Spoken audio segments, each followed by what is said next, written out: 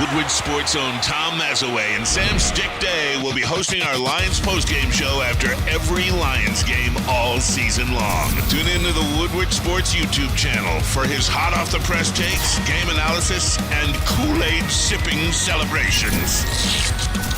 You won't want to miss it. Join Maz, Stick, and special guests each week immediately following every Lions game, exclusively on the WSN YouTube channel.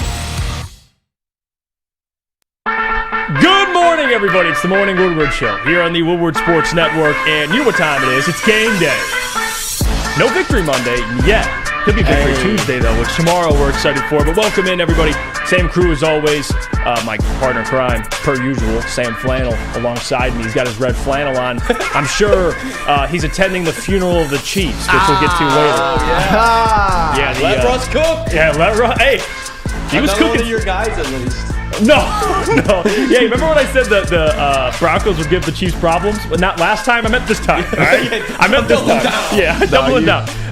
We got JB in the audio booth, rocking that Aiden Hutchinson jersey. He's locked in today. Oh, you know I got to represent, man. Come on. Let's go, baby. And then in the TD booth, the man from Toledo, the one, Toledo's finest, Lucas Klotz.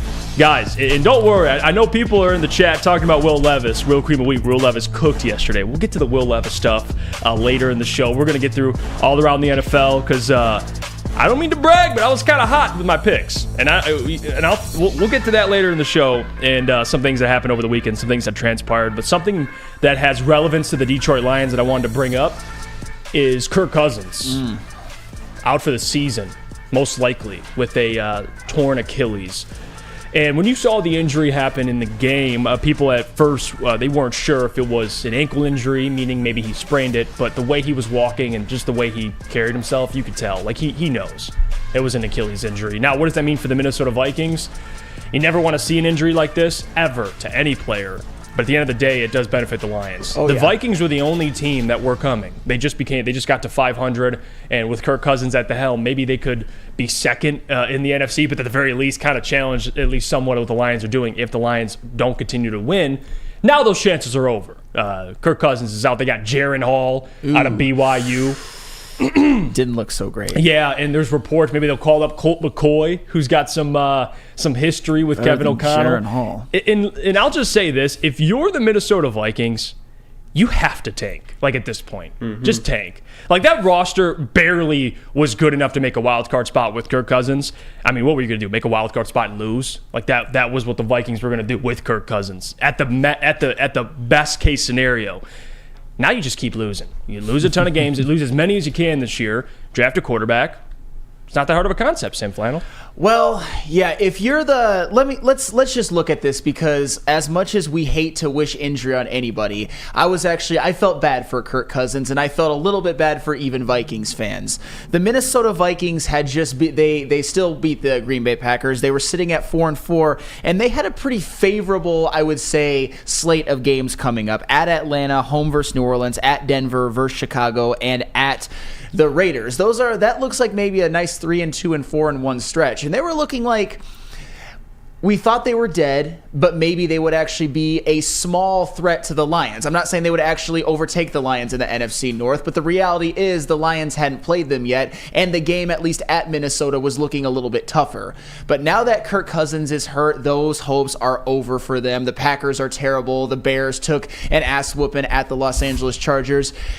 The Detroit Lions right now, even though they have suffered a lot of injuries themselves, are living a hell of a charmed life because this division got even easier. Because I don't know if you saw that Vikings offense when Jaron Hall was out there. Yikes. It was absolutely terrible. They almost gave the game back to the Packers because they were turning the ball over deep into their own territory. So yeah, if you're the Vikings right now, you really don't have anything to play for. And the thing about them, too, is I had said before the season, man, we all kind of agreed on this. Oh, my goodness, this defense, they lost so many players. They're going to be terrible. I have to be put on the stand and realize, actually, that did not happen. They got better. They were playing well. Brian Flores' effect was real. Daniil Hunter was having the best season of his career. And now it's all ruined for them.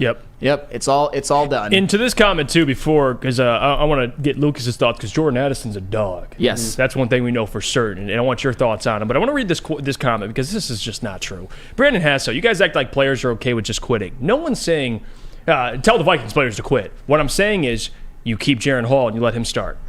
Let him start the rest of the year. That's what I mean. And you're going to, by default, lose a ton of games. At least, number one, you figure out what you have in Jaren Hall. But number two, you get clarity on what you have at quarterback. Because if Jaren Hall starts for the rest of the year and he stinks, you're like, all right, well, we need a quarterback. Or if Jaren Hall plays well, maybe you think, maybe you do got somebody already on your roster. But I'll tell you one thing, he ain't it.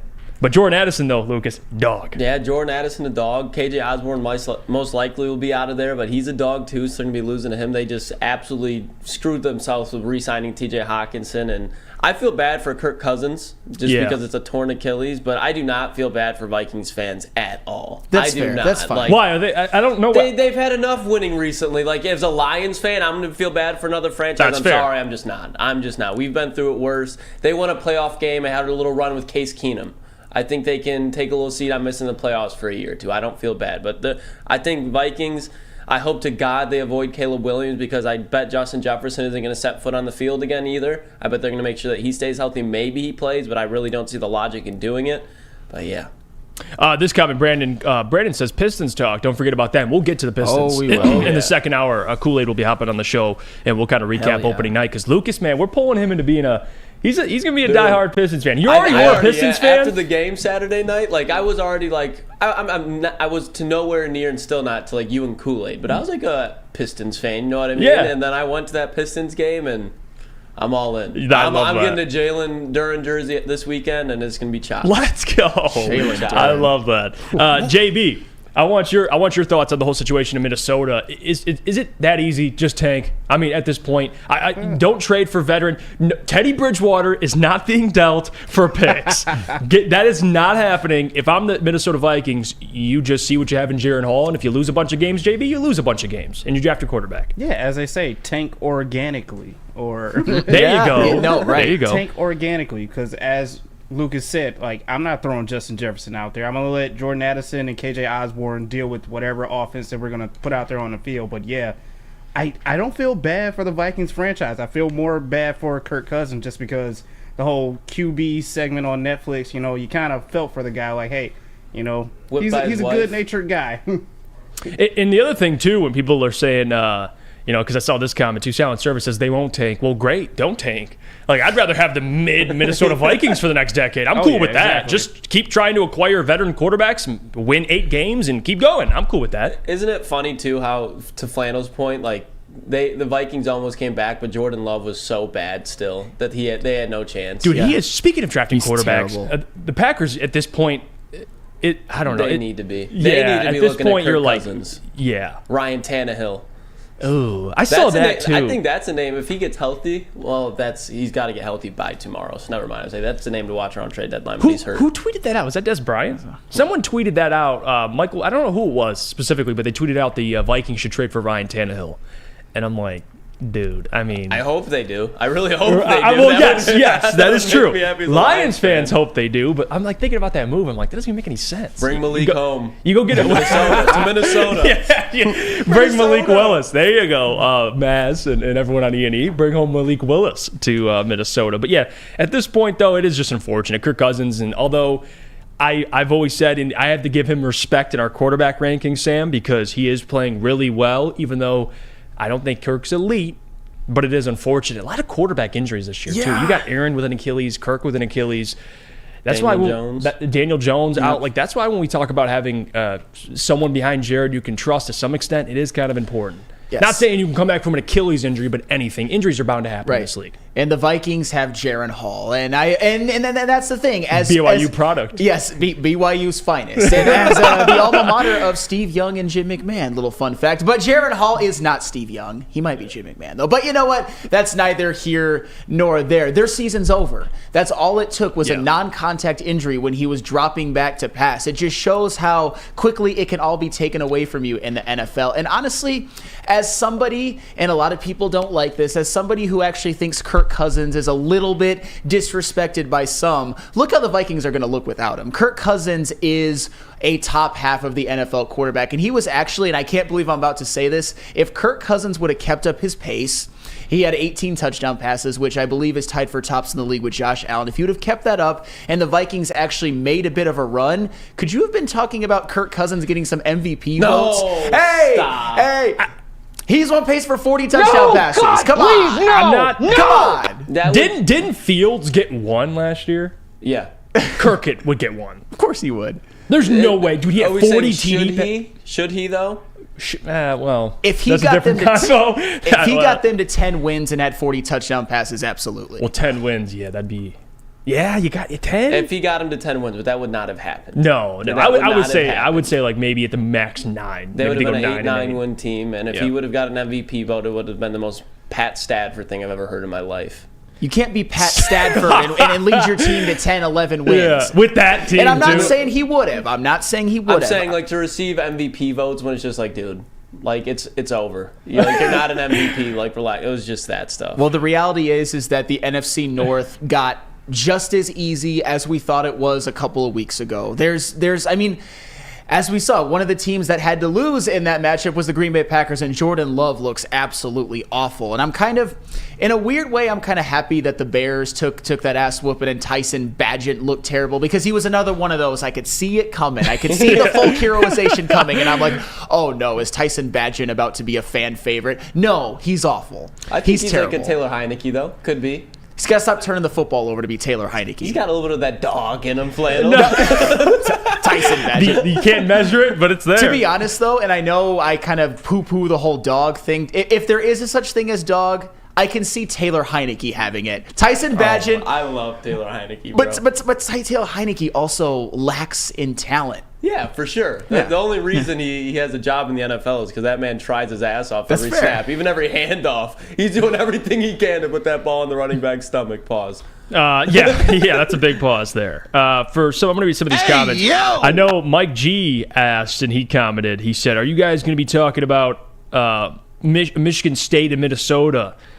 Mike, I'd rather cover paint drying than talk about Michigan State and Minnesota. Michigan, I'll cover it really quick. Michigan State is the worst team in the Big Ten. Yeah, they are the worst team in the Big Ten. Now that is a fact. Yes. That is a fact. What about this one? Oh, Playa says, please do Mahomes talk. I know it is on the list today. Yes, it is. Second hour. We'll be talking about the NFL. We'll go through our picks, and of course, we'll bring up Mahomes, and we'll get Sam Flannel's thoughts on that. And more. But right now, let's go to break. Right now, let's go to break, and then when we come back, we'll talk about the 49ers losing the Eagles in the schedule they have ahead, and why the Lions winning the NFC is realistic, and they need to capitalize on this opportunity. I'm going to give my thoughts on it, get everyone's thoughts in the room on it. But first, I got to tell you about our friends over at Hamlin Pub, because, guys, have you ever wanted to be at a bar where you're known as a regular? Well, they just have the place for you. It's Hamlin Pub. They got 7 locations, and you can experience where everyone's a regular. Join the Woodward Sports Live postgame show there. I'll get those dates to you soon, but we're going to be over at Hamlin Pub in Rochester. It is what it is. Stick Maz and more. We'll see you at our live show from Hamlin Pub. Experience your new favorite pub for all things sports. Since the dawn of moving people, Chevrolet has led the way. The world of transportation is changing. At Feldman Chevrolet, we are leading the charge forward. With every electric vehicle, every mile traveled, one Feldman at a time. The company that puts more Chevys on Michigan roads is now the #1 name for Chevy electric vehicles. Now, coming to Woodward Sports, Woodward and Main Street, the Woodward Sports Network Detroit Lions show. Let's go! Catch Gabrielle D. Phillips, Matt Broder, and Terry Foster for all the latest news on your Detroit Lions every week. Only on the Woodward Sports Network YouTube channel and woodwardsports.com. Hey, this is Mr. Kearney, Chief Academic Officer at Academy of Warren. I want to welcome you to the brand new field house. The state-of-the-art facility has a regulation basketball court, volleyball court, soccer field. It can be used for 7-on-7 football. Our K-8 academic features AM, PM, latchkey, small classroom sizes, Learning Street, futuristic media center, free breakfast and lunch, Holton Mifflin curriculum, academic games, K-8 athletics, and more. Enroll today at academywarren.net.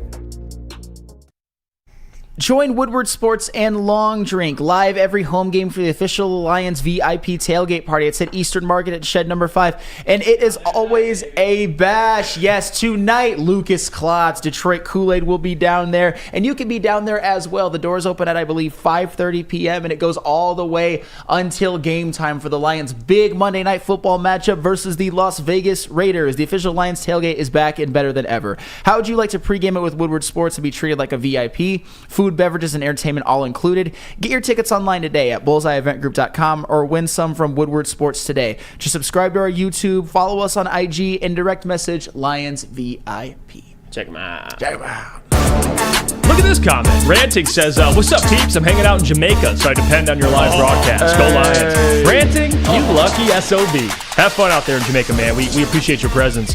Let's get into some of this stuff happening over in the NFC, because the NFC is bad, besides the top teams. If you look at the NFC, everyone's either 500 or under 500. And besides, you look at the top, the cream of the crop, obviously, the 49ers, Eagles, Lions, Seattle, Dallas, all that stuff. But besides that, man, it's wide open, which kind of tells me that the trade market, especially in the NFC, everyone's going to be buzzing because everyone wants to get better. And this is what makes it so interesting. You have the 49ers, who have lost 3 straight. They're 5-3. So the untouchable 49ers might be touchable. And they're not as good as we maybe thought. Pause on that.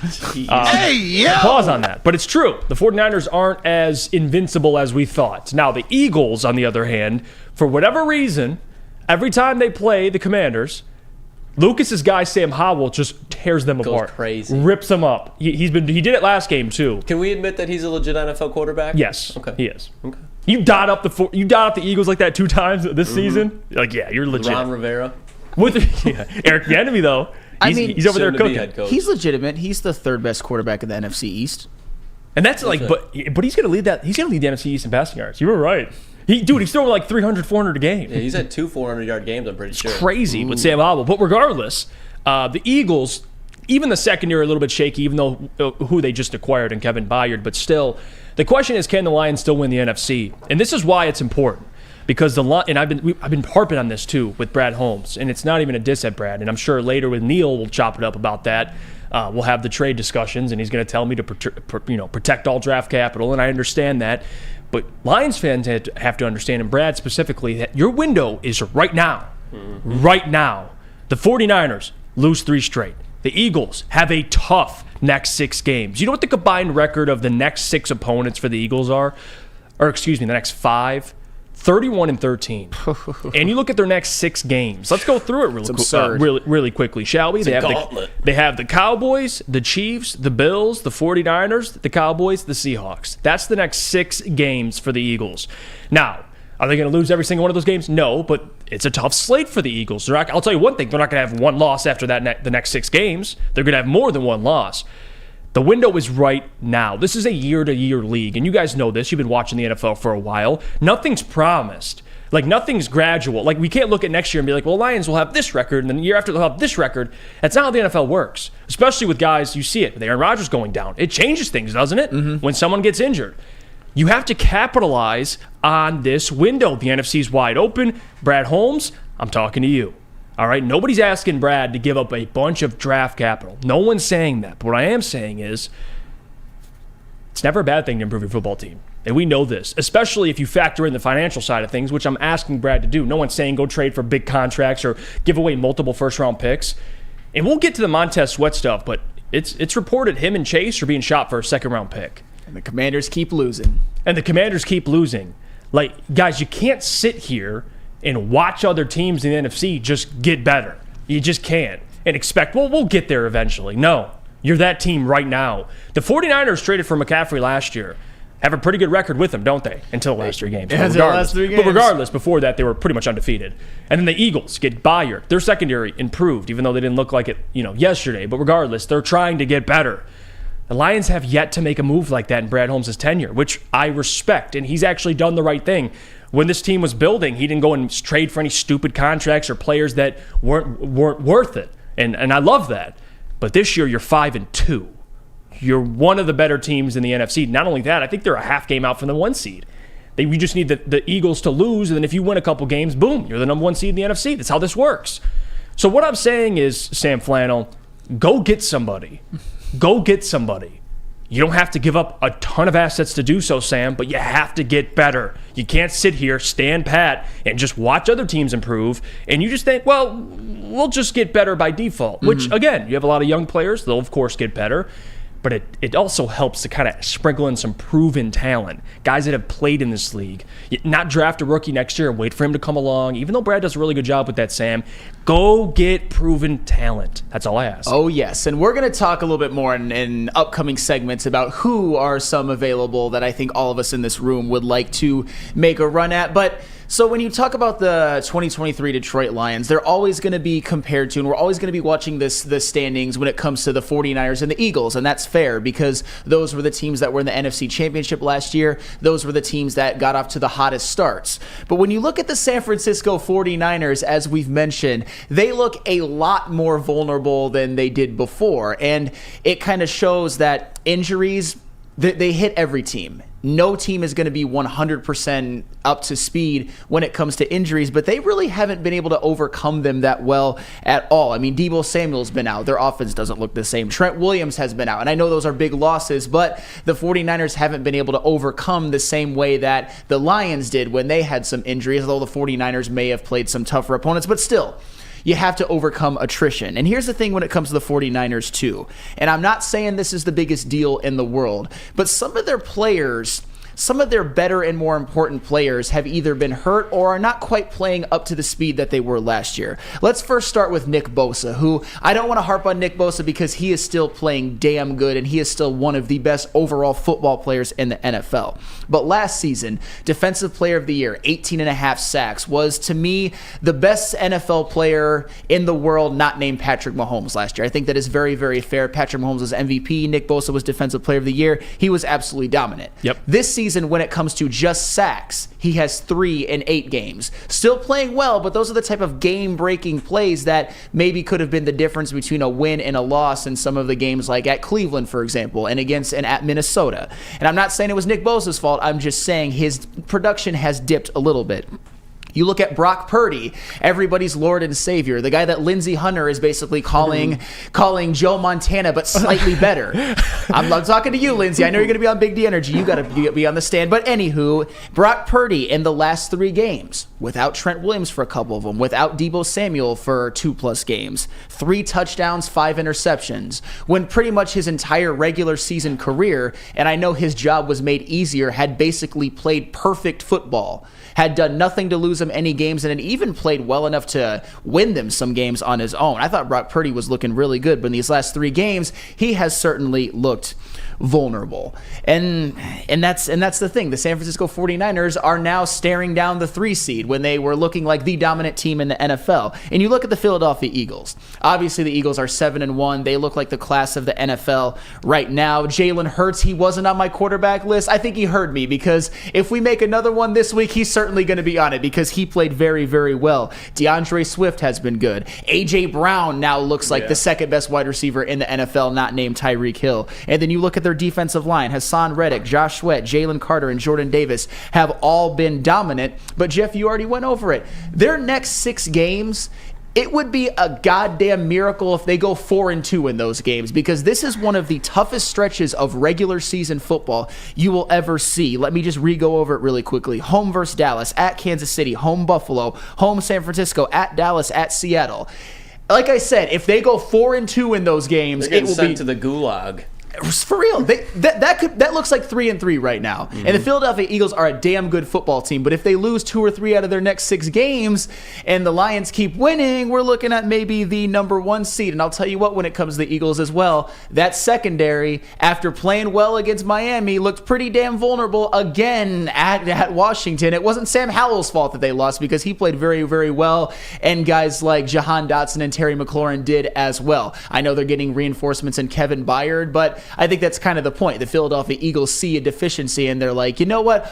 I'll do something about it. I'll get Kevin Byard. Even the San Francisco 49ers. Nick Bosa's sack total is down a little bit, although he's still playing well. Let me give that caveat. Let's go get Randy Gregory. Because the Lions, the way it's looking for the 49ers, the way it could be looking for the Eagles, despite that bad loss to the Ravens, the number 1 seed is staring right at them. Oh yeah. And people, and Lucas, Flannel. people underestimate the value of that. Like, if you win the NFC, guys, you have home field advantage throughout the playoffs. Until, of course, you get to the Super Bowl. But still, like, you can't just be like, well, they're fine right now. We just have to get in the dance. No, you want to be the best in the NFC. That's the opportunity here. Like this question, or this statement, rather. Answer 14.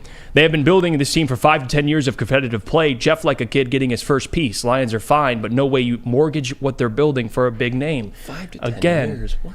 Again, no one's just answer it. No one's saying, okay, you know what? Trade 4 first-round picks for Montez Sweat. No one's saying that. What did Brad Holmes this offseason do? He got aggressive. He wasn't complacent. He went up and got his guys. He went and made some big free agent signings that were low budget costs. That's an aggressive signing.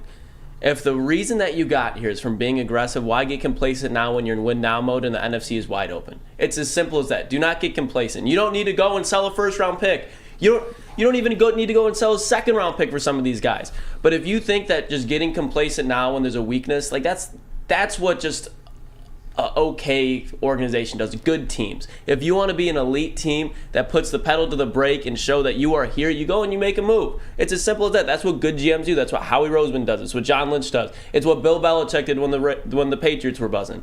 That's what you do. Go be aggressive. Continue what they have been doing and be aggressive and be an elite organization. Just got to make a move for it. They'll be fine if they don't. Right. But I don't think that's one of those moves where it's like, okay, they didn't make a move. They're still absolutely fine. They are, but I don't think you can take them as serious as Super Bowl contenders when the other two in the NFC have made moves. Yeah, that's the whole point. Like, JB, and I want your thoughts on this too. It feels like when you have this conversation, there's two sides. There's the side of people like me, Lucas, Sam, even you, and some other Lions fans. They're like, you know what?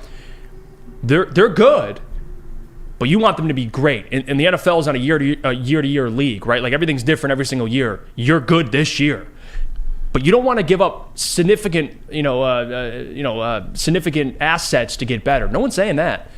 But JB, if you give away a third-round pick, you telling me that's going to derail the future for a proven player?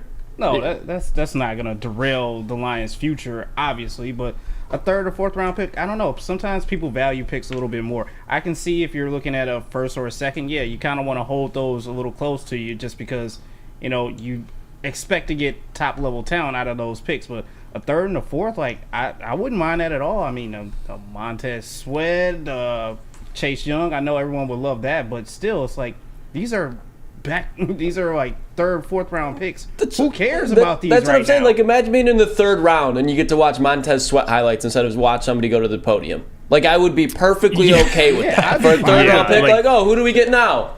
Oh, there goes Montez Sweat and 10 sacks. Like, I would be perfectly happy with that. Yeah, because you're drafting someone in the third round to be Montez Sweat. Exactly. That's what you want. You want a proven player. Like, and again, like that's where it gets misconstrued. It is like people like Neil Rule, and we're gonna have this convo later.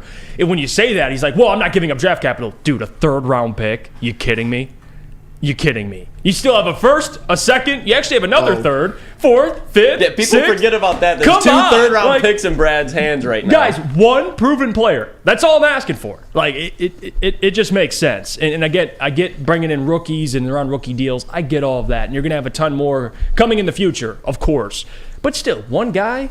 It's not happening. There's positives and then there's also negatives to it as well. As like you said, the rookie contract versus having to pay this, top level proven veteran right now. But still, which one would you rather have? Someone that you have to wait on, or someone that you can just plug and play? Yeah, and that's the thing too. Like the 49ers, did they sacrifice the next 10 years by trading McCaffrey for McCaffrey? No. Trent Williams? No. Actually, they're a damn good football team because of it. Mm-hmm. Did the Eagles sacrifice the next 5 years because they got Kevin Byard for a fifth and a sixth? And A.J. Brown? I think they're getting a pretty good return on their trades right now. Yes. I think they're more than happy. Even all the trades they've made in the draft, I think they're more than happy. So that's where, because people, and I get it, trust me, like Brad Holmes has done such a good job in the draft, a great job, that people are like, you know what? I don't ever want to make a trade. Let's just keep drafting. Okay, but there comes a time where you can go get a dude next to Aiden, or a dude in your secondary at corner, because you need secondary depth. You're going to walk into a playoff game and Jerry Jacobs gets hurt and you got Will Harris out there and everyone's going to complain and I'm going to look at you and say, guys, I told you. You're like, this is the problem. Or a person on your defensive line goes down and or Aiden goes down, God forbid. No. You need some depth. You just need depth. And that's what the Lions are missing again, Sam. You don't have to sacrifice the next 5 years to do it, but 1/3, they can do it. Oh, yeah, they can. And we'll get into it more in the next segment because if you're really getting all hopped up over a 3rd-round pick, I've got some numbers for you, and I cannot wait to give them to you all. Let's do this. Let's go to break, and then when we come back, we'll get into Montez Sweat and what he's being offered for, at least because there was already an offer put in for him, and I'll tell you what team is trying to acquire him. And if this team gets him, I would be so mad. I would be so mad. I would be pissed for what they offered. And you if guys, this team gets him, you all should be mad too. Yeah, trust us. Absolutely. All right. First, we got to hear about our friends over from Premier Pet. Of course, when it comes to your pet, don't settle. I certainly don't settle when it comes to my golden retriever, Jake, and my orange cat, Milo. Give your pet the best like I give my pet the best. Premier Pet Supply is hands down Michigan's best pet store. Family owned and operated for over 30 years. 13 Metro Detroit locations, over 60 brands of food, lowest prices, and curbside home delivery. Premier Pet Supply. Give your pet the best. Visit their website at premierpetsupply.com. Calling all landscapers. This is Darren McCarty. I'm at Outdoor Equipment Co. How would you like to landscape like a legend? How about a bad boy zero turn? And even a chainsaw.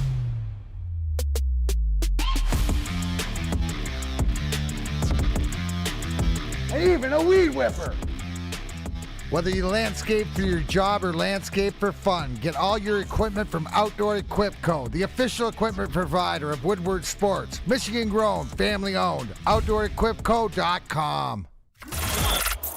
Woodward Sports own Tom Mazaway and Sam Stick Day will be hosting our Lions postgame show after every Lions game all season long. Tune into the Woodward Sports YouTube channel for his hot-off-the-press takes, game analysis, and Kool-Aid sipping celebrations.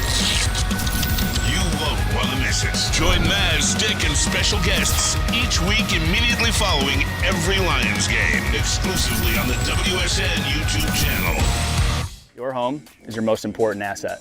Flexibility in the sales process is key. When you work with Mark White & Associates, you can cancel at any time, for any reason, without penalty. Speaking of flexibility, check this out.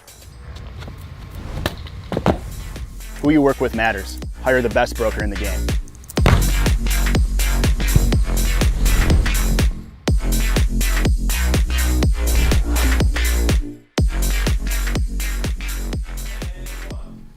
How would you like to win a $100K Vegas getaway? $100K? Yes. Take your friends and live it up in the city that never sleeps. It's the Centron Energy Drink It and Live It sweepstakes. Purchase a 24-pack today and enter for your chance to win. Register at drinkcentron.com/Vegas and buy Centron at your local Meijer store. Centron, the healthier energy drink with great taste. Look good, feel great, and be the best version of yourself. Once again, that website, drinkcentron.com/Vegas. Welcome back to the Morning Woodward Show here on the Woodward Sports Network. Thank you guys for tuning into the show. If you could do me a favor, hit the like button on the stream. Helps us, helps the network, and it also kind of gets the show out there, helps the algorithm of the show. So thank you for that. Let's get into Montez Sweat, though, because there are rumors, and it's being reported by Dove Kleiman. Is that how you pronounce his name? Dov Kleiman. Yeah. And he's that guy. He's like, doesn't work for a network, but he's an insider on Twitter. He tweets out all kinds of rumors. And one thing that has been confirmed, I believe, by Ian Rappaport is the Commanders have a trade offer on the table from the Falcons. Now, reportedly, they have a couple different trade offers. People are already inquiring about Montez Sweat, defensive end. In this one, the Commanders are reportedly looking for a second rounder for Montez Sweat. Now, the Falcons have offered, I believe, a third round pick, yes. And that hasn't been, they haven't accepted or anything, but the Falcons have offered a third. There are other teams that are probably in this race as well. I've seen rumors that it might be Chicago as well, in on a deal for Montez Sweat. Now, there's going to be a lot of teams out for Montez. Like, he's a terrific player. So clearly, for a guy like that, a lot of the league's going to be interested, especially if the selling point is a second or a third round pick. Now, the question I have is, if he's actually going for a third, and they're looking for a second, if there's a point where the Commanders aren't getting what they want, I believe they will settle for a third. Because I do think the Commanders are in a position right now where they're heading towards maybe not a complete rebuild, but a retool. Like, they got their new quarterback, but they're going to need to take some time. I mean, they're not going to make the playoffs this year, I don't think. Maybe even in a weak NFC they might.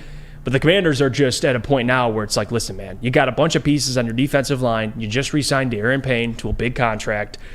You declined Chase Young's fifth-year option. Jonathan Allen hates losing, and he's there.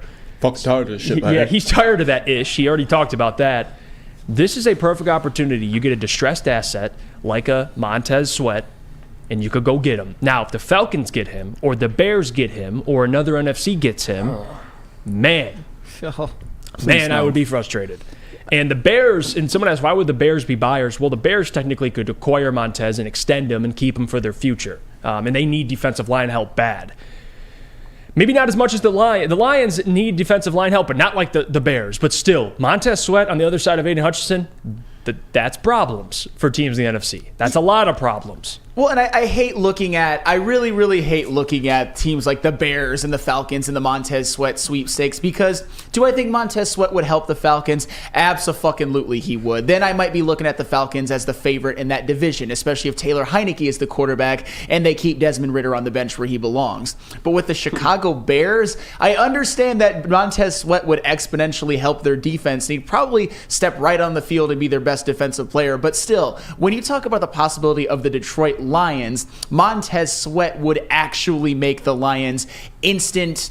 They're already contenders, but it would give them what they need. Because right now, the Detroit Lions, even though they've had some games in which they rush the quarterback very, very effectively, in their 2 losses, the game at Baltimore, they had 0 sacks. In the game versus Seattle, they had 1, and it was that Alex Anzalone sack at the end where Geno Smith, if he was in his right mind, would have just thrown the ball away. So in those games, the defense looked bad. The pass rush didn't do a whole lot of anything, and it cost them some games. And the Lions overall right now are bottom 10 in the NFL in sacks. I know it's a little bit of a misleading stat because they've played 7 games. A lot of teams have played 8, but they're tied with teams that have played 7 games with sacks with the Raiders and the Texans. Not teams you necessarily want to be tied with when it comes to quarterback sacks, because those teams will both not be playoff teams. And when it comes to the Texans, only one of those sacks is coming from Will Anderson. So the point is, the Lions need more people that are going to rush the passer. And when it comes to the Lions right now, Aiden Hutchinson has 4.5. When it comes to edge rushers, Charles Harris has 1.5, John Kaminsky has 1, and Julian Okwara has 1. That's it. They need somebody else. And Montez Sweat this year would instantly go onto this team and lead them in sacks. And it's not just been this year for Montez Sweat. This year he has 6.5. He has 33.5 in his career. He has a career high of 9 and a career low of 5. And he only played 10 games in the season in which he had 5. So Montez Sweat would exponentially help this team. And we're talking about a 3rd rounder. Let me give you a list. I got to give this list. A lot of people aren't going to like it, but I just have to do it. I have to do it. Everybody, and we love Brad Holmes. Do we all love Brad Holmes? We do. Yes. We do. We worship the Father and the Son and Brad Holmes. And that's okay. And that is okay. But Brad Holmes has been far from perfect, and even a GM as great as him, the 3rd round or later, it's a crapshoot. And even for Brad Holmes, it's been. And one guy in the chat, I forgot who it was, mentioned Amon-Ra St. Brown. And Amon-Ra St. Brown, hallelujah. I understand that. Greatest pick ever. And I'm perfectly okay with saying that. One of the greatest picks in Lions history. He is the only player that the Lions have drafted in the Brad Holmes era in the 3rd round or later who is a better player than Montez Sweat. Because look at this list. You look at Ife Melifonwu. 3rd round pick. He's all right. But he's not. You know what I mean, though? Yeah. Oh, we can't give up a 3rd round for Montez Sweat. We look at Ali McNeil. Very, very good. You could argue that he has been the best 3rd round pick that the Lions have made under Brad Holmes. But still, Montez Sweat value-wise, a little better than Ali McNeil, although McNeil's coming. I will give him that. What about Kirby? Kirby hasn't really been that good this year. He hasn't been bad, though. He hasn't been Kirby from last year.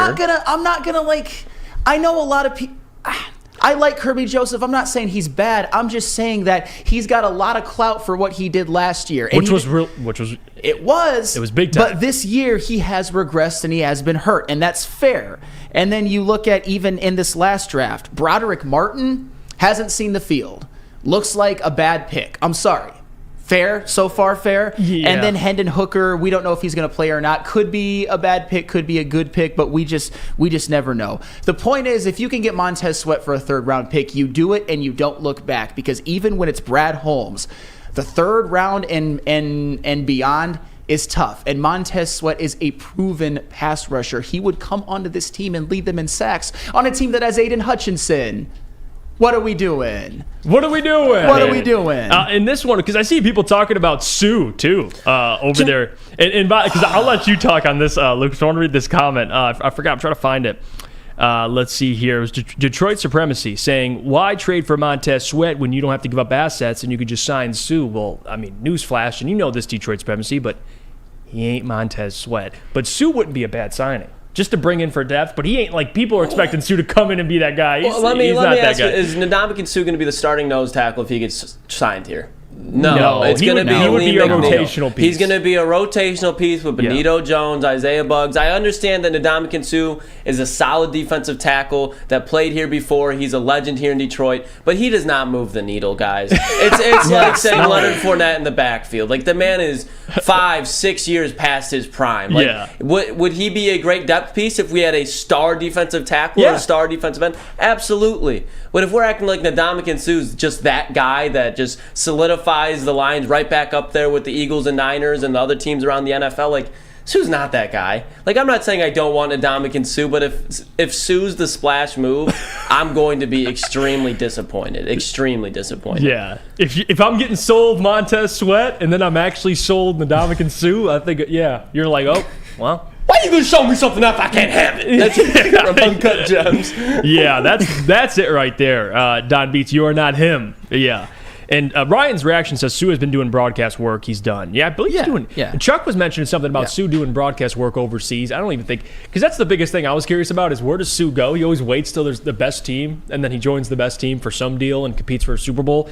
It'd be nice if he returned back to the Detroit Lions, but I don't think that's happening. No. I don't think. Unfortunately, I would love it, but it's not happening. Yeah, and one thing I want to address in the chat, it's actually from Chuck Brewer. And this is kind of proving my point. If third round and lower players see the field at all, it's a win. So does that mean we should hold on to them, to hold on to those picks and not get Montez Sweat? Montez Sweat is a proven commodity. First-rounder. A first-rounder. You're giving up a third-round pick for a first-round proven pick. Yes, and it's not like he's going to be that expensive because as much as we know how good Montez Sweat is, and he is very, very good, he's not a star. He is I would say a consistent 8 to 10 sack a year guy, although he's never had 10, but it's probably going to change this year. But opposite Aiden Hutchinson, who I believe is a star on this defense that needs pass rushing in the worst way. I mean, think about this.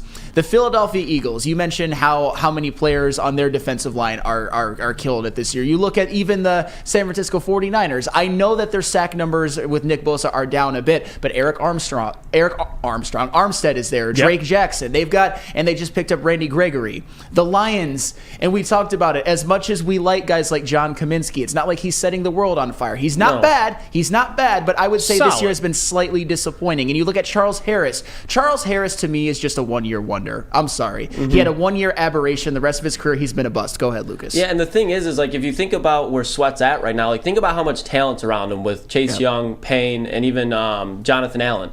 His production, if he goes somewhere, is going to go up because when he's not getting that production, another first-round pick on that defensive line is. That's so true. We're talking about if you bring in Montez Sweat, I think it's very similar to when the Eagles brought in Hassan Reddick. I think their skill sets are very, very similar. I think their age is very similar. So I think that's just a move where Montez Sweat looks very good in Washington, but you put him in a situation where he can really be that guy opposite of somebody else, his numbers are going to go up, and I think that's where you can really see Montez Sweat not turn into just like a household name, but into like a star, going from a very good player to a star. I think he would feel an upgrade in Detroit. Well, and silly me, I forgot about Javon Hargrave for the 49ers. So even more imperative for the Lions to get a guy like Montez Sweat. Well, isn't it crazy? And this is what it is. And by the way, I just want to say this before I get to that point.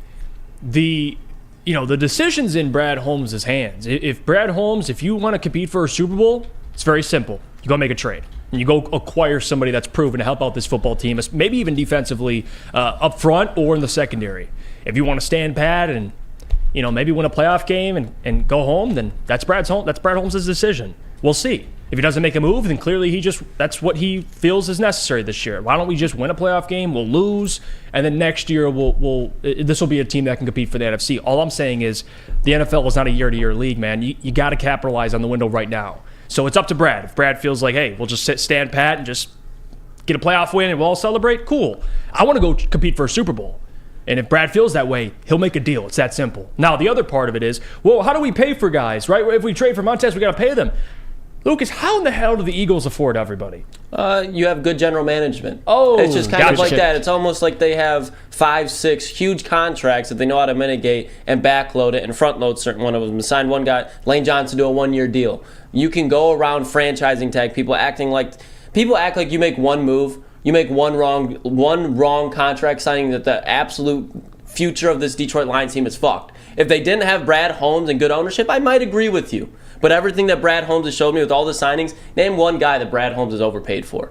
Yeah, and you look at next year, that's when Hurts' contract kicks in. You got A.J. Brown, Hurts, Lane Johnson, Hassan Reddick. You look at the Darius Slay and the contract he just signed a couple years ago.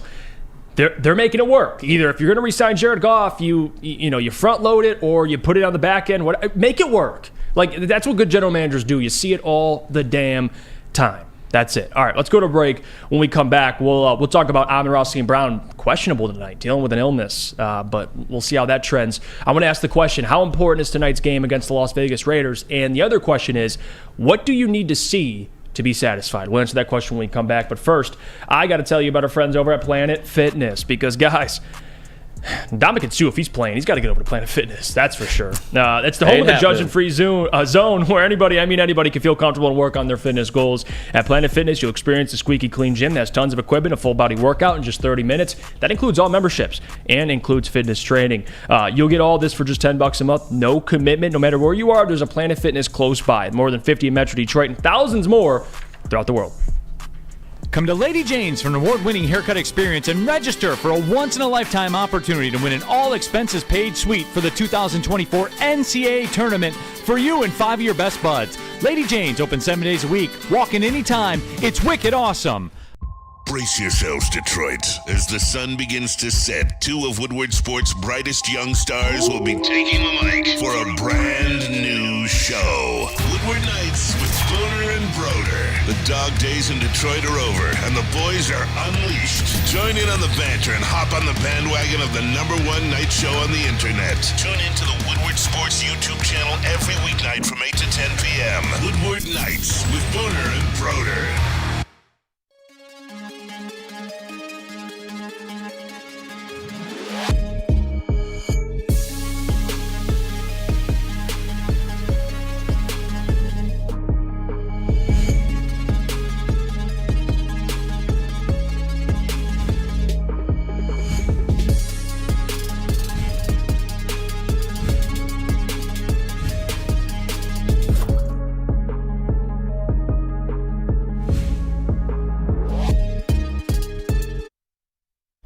Let me tell you about our friends over at the Academy of Warren. And guys, if you enroll your child today, they got tons of features. Tons of them. Small classroom sizes, futuristic media center, of course, free breakfast and lunch, and academic games. They have a brand new state-of-the-art sports dome field house that has a regulation basketball court. Well, the boys will be getting busy on that basketball court, having a little Woodward Sports tourney in a couple weeks. Can't wait for that. Volleyball court and soccer field that can also be used for 7-on-7 football. They're accepting new enrollment right now. Go to theacademyofwarren.net. Let's get into it. Talk about the game today. Monday Night Football. Lions on prime time. Man, I cannot wait. It's going to be great. We'll be here at the studio. The pregame show will be on at 6:30 tonight. Me, Neil Rule, Booner. We'll have the entire crew here chilling, ready to go. And then, of course, the watch party afterwards with everybody here. It'll be a lot of fun. But the question I have is, what do you need to see tonight? Obviously, Amon-Ra St. Brown, questionable. Frank Ragnow, questionable. To be honest with you, I expect those guys to play. Forbid anything else from happening unless something gets worse. Maybe Frank and that calf injury gets worse. But regardless, I expect those 2 to play. But the way I thought about this question last night was this needs to be a statement game. Usually, I would say, Sam, they just have to win. I don't care by how much. No, I care today by how much. I think it matters today. I think there's an exception today because of what happened last Sunday. I do. And unfortunately for the Raiders, they're collateral damage. Like they're in a situation where you're facing a team who's coming off an ass whooping last Sunday, and they're pissed off. They've had to sit all week. And although some players don't read media and they don't check the internet, they see what the national media's been saying. The Lions are frauds. Are they for real? Are they the team we thought they were? They've had an entire week in one day to let that sink in. And the players, they've been practicing. They've been ready to go. Although some guys are banged up, they're going to be locked in. And unfortunately for the Raiders, again, wrong place, wrong time. They're going to Ford Field on prime time where the Lions are fired up. The Lions, players, and coaches, this is an opportunity, a golden opportunity to kind of battle the headlines. Not that you care about the headlines, but to change the narrative that the Detroit Lions are frauds. Look what's in front of you. A Josh McDaniels coach team, and you're staring right at them through the barrel. The Raiders on Monday Night Football, this is what you do. You take care of business. That's what the Lions need to do tonight. Not just win, but I think this game tonight, guys, has to be by 2 scores. At the minimum 10. At the minimum 10. If we come tomorrow and it's a 3-point game, although all I care about is a victory, I will 100% agree with you. Tomorrow, if they win by 3, win by 1, we'll be happy they won. But at the same time, I'll be like, damn. A team that couldn't score, they couldn't score 20 more than once. They've only scored 20 once. And you only beat them by 1, 2, 3. No, you need to beat them by 2 scores at the minimum, Sam Flannel. Show them you're for real. Show them you're arguably the best team in the NFC. And this is the way to do it. Go whoop the Raiders' ass tonight at home. All right, Jeff. I don't know if I necessarily agree that it has to be by double digits, but it would be nice. It would be nice to make a statement. But at the same time, I think we will all agree it is the NFL. And as long as the Lions get a win, I will be in a celebratory mood, as the Brits would say. Because if the Lions win, think about this. If the Detroit Lions win this game, they can actually pass the unbeatable, the juggernaut San Francisco 49ers in the standings. Think about that. After how great the 49ers started, after them looking like they were in a tier of their own in the NFL, the Lions should be looking at this game and this opportunity, despite coming off of their worst loss of the season, with like their eyes wide like, oh my God, look at the opportunity we have. We can actually pass these motherfuckers in San Francisco. And that's how they should play. They should play with that kind of urgency. But what I'm looking for, if we're talking about football things for sure, I am looking for a get-right game from this defense. The defense that played terrible at Baltimore. Let's just call a spade a spade. It is what happened. And their defense has certainly been called into question. And do they have enough of a pass rush? Their secondary, all that in a bag of chips. So, but this is the Las Vegas Raiders. This isn't the Baltimore Ravens. This isn't Lamar Jackson. This isn't the best running quarterback who ever played. This is Jimmy Garoppolo, Josh McDaniels, and the Las Vegas Raiders. Because right now, the Raiders are third last in the NFL in points per game. This team just simply can't score, even with Devontae Adams and Josh Jacobs. They just have not been able to get anything going offensively all year. Speaking of Josh Jacobs, the Las Vegas Raiders are last, I repeat, dead last in the NFL in rushing yards per game. What do the Lions do best defensively? They stop the run. They are second best in rushing yards allowed per game. So I'm looking for a stat line from Josh Jacobs, something like, I don't know, 13 carries for 27 yards. And no, I'm not kidding. I think that would be exactly what I would like to see. And the Raiders are bottom half in the NFL in passing yards per game. And I think the only reason they're even that high is because they're always playing from behind. And they are fifth worst in the NFL in yards per game offensively. And the Lions are actually 10th best in yards allowed per game. So I guess what I'm saying is the Lions' defense is relatively healthy. I understand no C.J. Gardner-Johnson, no Emmanuel Mosley, but we've been without them the whole year. Right now, I hate to say this because it's going to sound cold, they're kind of irrelevant to what the Lions have been doing and what they will do, at least for the foreseeable future, in particular Emmanuel Mosley. Yep. They've got to just shut this Raiders team down. I know the offense, they're the one there's some question marks about Amon-Ra St. Brown, Frank Ragnow, definitely David Montgomery. The offense, there's some question marks, but the defense needs to go in and leave no doubt. I expect Aiden Hutchinson to have a great game. I expect a bounce back from Aleem McNeil. I expect a bounce back from the secondary. Jerry Jacobs. Welcome back, Jerry Jacobs. We could really use him, especially because the one place in which the Raiders, I think, are strong offensively is the receiver core, Devontae Adams, Jacoby Myers. So right. What I'm looking to see is a get-right game defensively. And by that, I expect a double-digit win as well. I'm not demanding it. But No. if the Lions defense actually shuts down the Raiders, which I think they will, I'm looking for a double-digit victory. I'm demanding it. I know you are. That's where I'm at, Lucas, because you think about it, and Broder brought this up on Woodward in Maine, and I thought it was a great point, because I'll say this first. The Lions have the advantage everywhere, but probably receiver and running back, I would say, because Josh Jacobs last With no year. David Montgomery, yeah. Yeah, David Montgomery. I think at this point. Fair. But Broder brought up a great point. He said where they have their best talent, the Lions have weaknesses. Just that receiver, of course, secondary is a little banged up, and then of course Max Crosby, offensive line, is a little banged up. But the Lions have the advantage everywhere, all positions, but receiver and maybe running back. Go whoop this team's ass, Lucas. Yeah. The thing that I'm looking for, I know you guys are looking for defense. I think the defense is going to show out. I really do. I don't think that Jimmy G is going to have much time to throw at all. I think we're going to see a couple turnovers at least.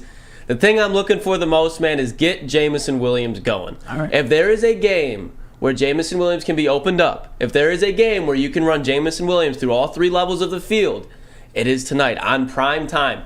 I'm sorry, watching Antoine Green go 30 for 30 with Jamison Williams and then hearing that Antoine Green's going to get more of a look in the receiving game, it worries me. I don't even blame this on J-Mo. I think some blame definitely has to go to J-Mo because he has dropped some passes.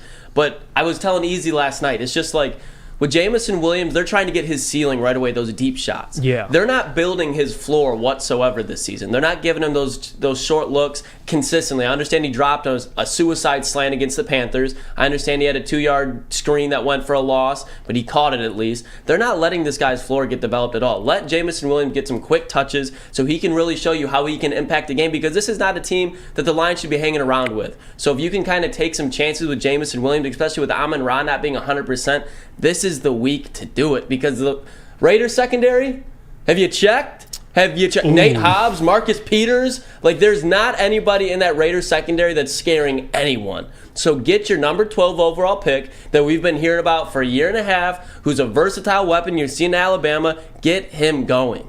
It's the night to do it. Yeah, especially, we'll see with St. Brown, but if he's out, yeah. Even with him playing, I'm with you. But if he's out, especially, Lucas, you got to get something out of J-Mo. And part of that is on him. I agree with that. But different concepts that utilize him in, like the run game. Get him on an end around. That's what I'm saying. I think it has to go with J-Mo.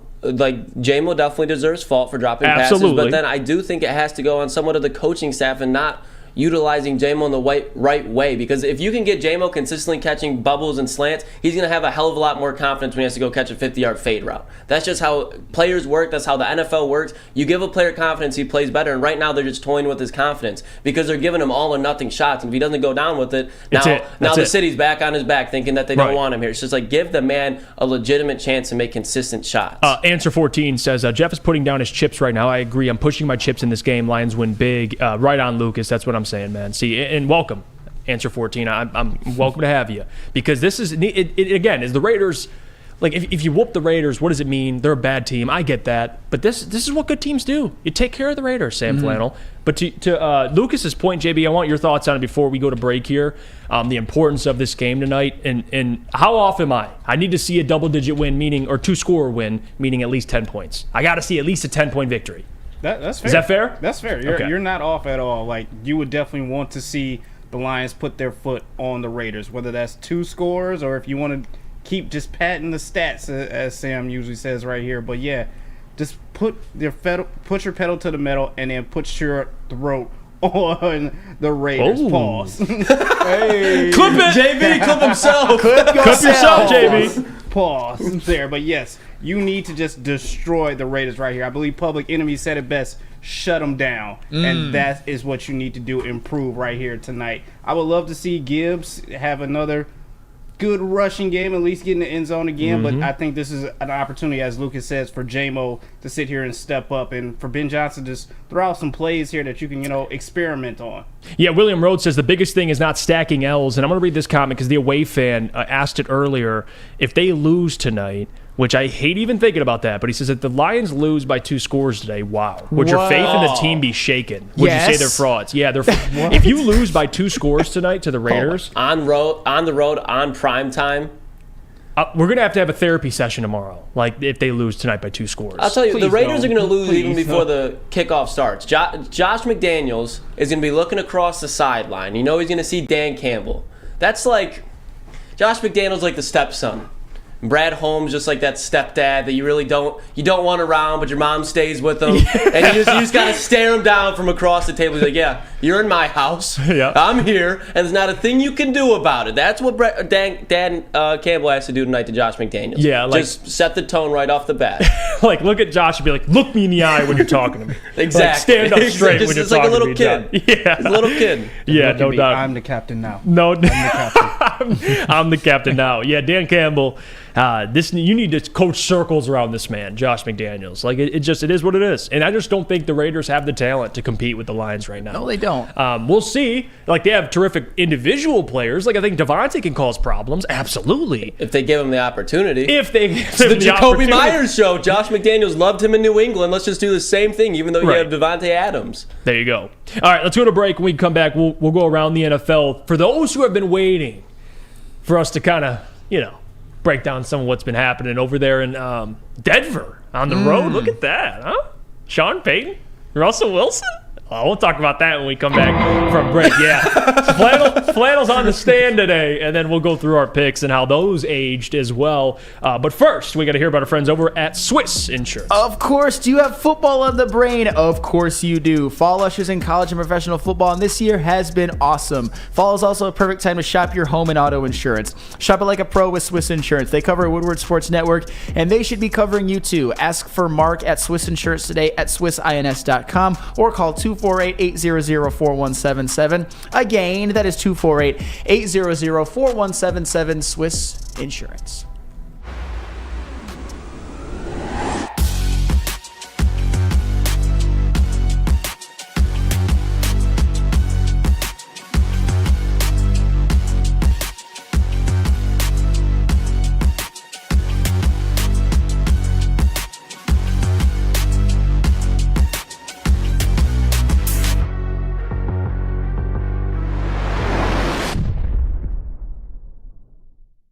Gabby is a college student struggling to study for her big exam. Then, she discovered Syntron, a healthy way for her to stay awake and focus. Jennifer frequently has chaotic days like this until she gets online, orders some Syntron, and finds her groove. April visited her local grocery store, purchased a case of Syntron, and entered to win the Syntron 100K Vegas giveaway. Pick up your case of Syntron today at any Meijer location or visit drinksyntron.com/Vegas and enter for the 100K Vegas giveaway. Come hang with the Woodward Sports Crew all throughout football season on Saturdays and Sundays. Join our college football and Detroit Lions live watch parties. Inside the 5, caught, end zone, touchdown Detroit Lions! With money on the line. Featuring different special guests and surprises. Start times will vary depending on the game. Only on our Woodward Sports YouTube channel. Just in time for football season, Glorious Cannabis is dropping a brand new ice water bubble hash infused pre-roll called Honolulu Blue. Smells so good, it's like the first whiff of a playoff in over 31 years. It's a gassy, aggressive strain named in honor of our Detroit football team. If you haven't had one of these ice water pre-rolls, you are definitely missing out. It is so smooth. Find them at a Dispo dispensary near you for 25% off. Use code word Woodward. And once again, that website, gloriouscanna.com. Lions got to smoke that Raiders pack tonight, huh? Oh, That's what they got to do. Let's get into Around the NFL because, guys, this is the much anticipated Around the NFL segment. We do this Friday and then recap it Monday. Well, Tuesday, technically, but since today's game day, we're going to do it today. Then kind of go around the NFL. And listen, I don't want to toot my own horn, but, man, I'll do it if I have to. Hey. I was 13-1 this weekend. Were you really? On That's picks. very good. Good for you, The Jeff. only loss I had was the Chiefs. The Chiefs are the reason I got one loss for my picks. Screw parlays. I should just bet picks, man. Even though I hate doing that. But some of the games that happened over the weekend, we'll get to the Chiefs in a second here. But some of the other things that have been transpiring. The first one, we'll go through it and kind of recap. JB, if you could drop us a little beat here while we do it, that'd be much appreciated. Last week, we'll give our recap. So Rams, Cowboys. Oh, We brought that one up. Dude. Me and you thought they'd cover. Did you pick them to win? I picked him to win, and I put about 200 bones on Cooper Kupp yesterday. I thought Cooper Kupp was going to have a master class. Dude, are you serious? I did. Well, what happened was the Cowboys, like every time they've dominated a team this year, Their defense puts up a touchdown, their special team puts up a touchdown, and at that point they're just killing clock, and the other team's down 21 points. Dak Prescott, though, too. Yeah, I like Dak played good, but that's like another one of those games where it's like Dak played good, but he was not the story of that game. That's where when his defense and special teams plays good, Dak looks great. When now his defense is playing shaky and special teams can't create a huge return and a block punt, and now the pressure's on Dak. That's where Dak then collapses. All I know is, and I didn't mean to interrupt, no, is if Jared Goff had a 4-touchdown pass game, no matter what else occurred, we would all be basically pleasuring ourselves. No, Dak, and that's fact. Dak balled out. He had 6 incompletions, 4 TDs. He had 1 pick, but of course, 300 yards. I get it's the Rams. Again, I don't want to take away anything, but regardless, we thought the Rams would make this much closer than it was. Yeah. And Stafford got hurt. Stafford, he's hurt, and we'll see how that trends. He might be out for a little bit here. He should be, man. I know we all love Stafford here, but he got his ring. Yeah. He's not going to get another one. Just hang up the cape. That's fair. Vikings Packers. How about that, huh? I know Kirk Cousins was hurt, but Jordan Love, he stinks. And it seems like, at least now, you look at what's been happening. For whatever reason, Christian Watson has not been able to be unlocked with Jordan Love. That's a problem to me. Christian Watson's your franchise receiver. If he can't even get going with Jordan Love, and you got Jaden Reed being basically the safety blanket, you got A.J. Dillon being second in yards yesterday, that's a problem. The Packers dropped to 2-5. They're 1-2 at home, and they stink. Yeah. So therefore, Packers, look for a quarterback. No, and you mentioned about Christian Watson. I'm not saying he's the problem with this team. He's made some plays this year. He started off hurt, but I would have basically guaranteed that Christian Watson was going to be an 1,000-yard receiver, and then it'd be a perennial one because I love his talent and I love how he finished last year. But like you said, it's not saying it's all Christian Watson's fault, but it looks like Jordan Love and him just aren't on the same page. They're not connecting. It seems like every time he would go to him late in the game, it would end up incomplete.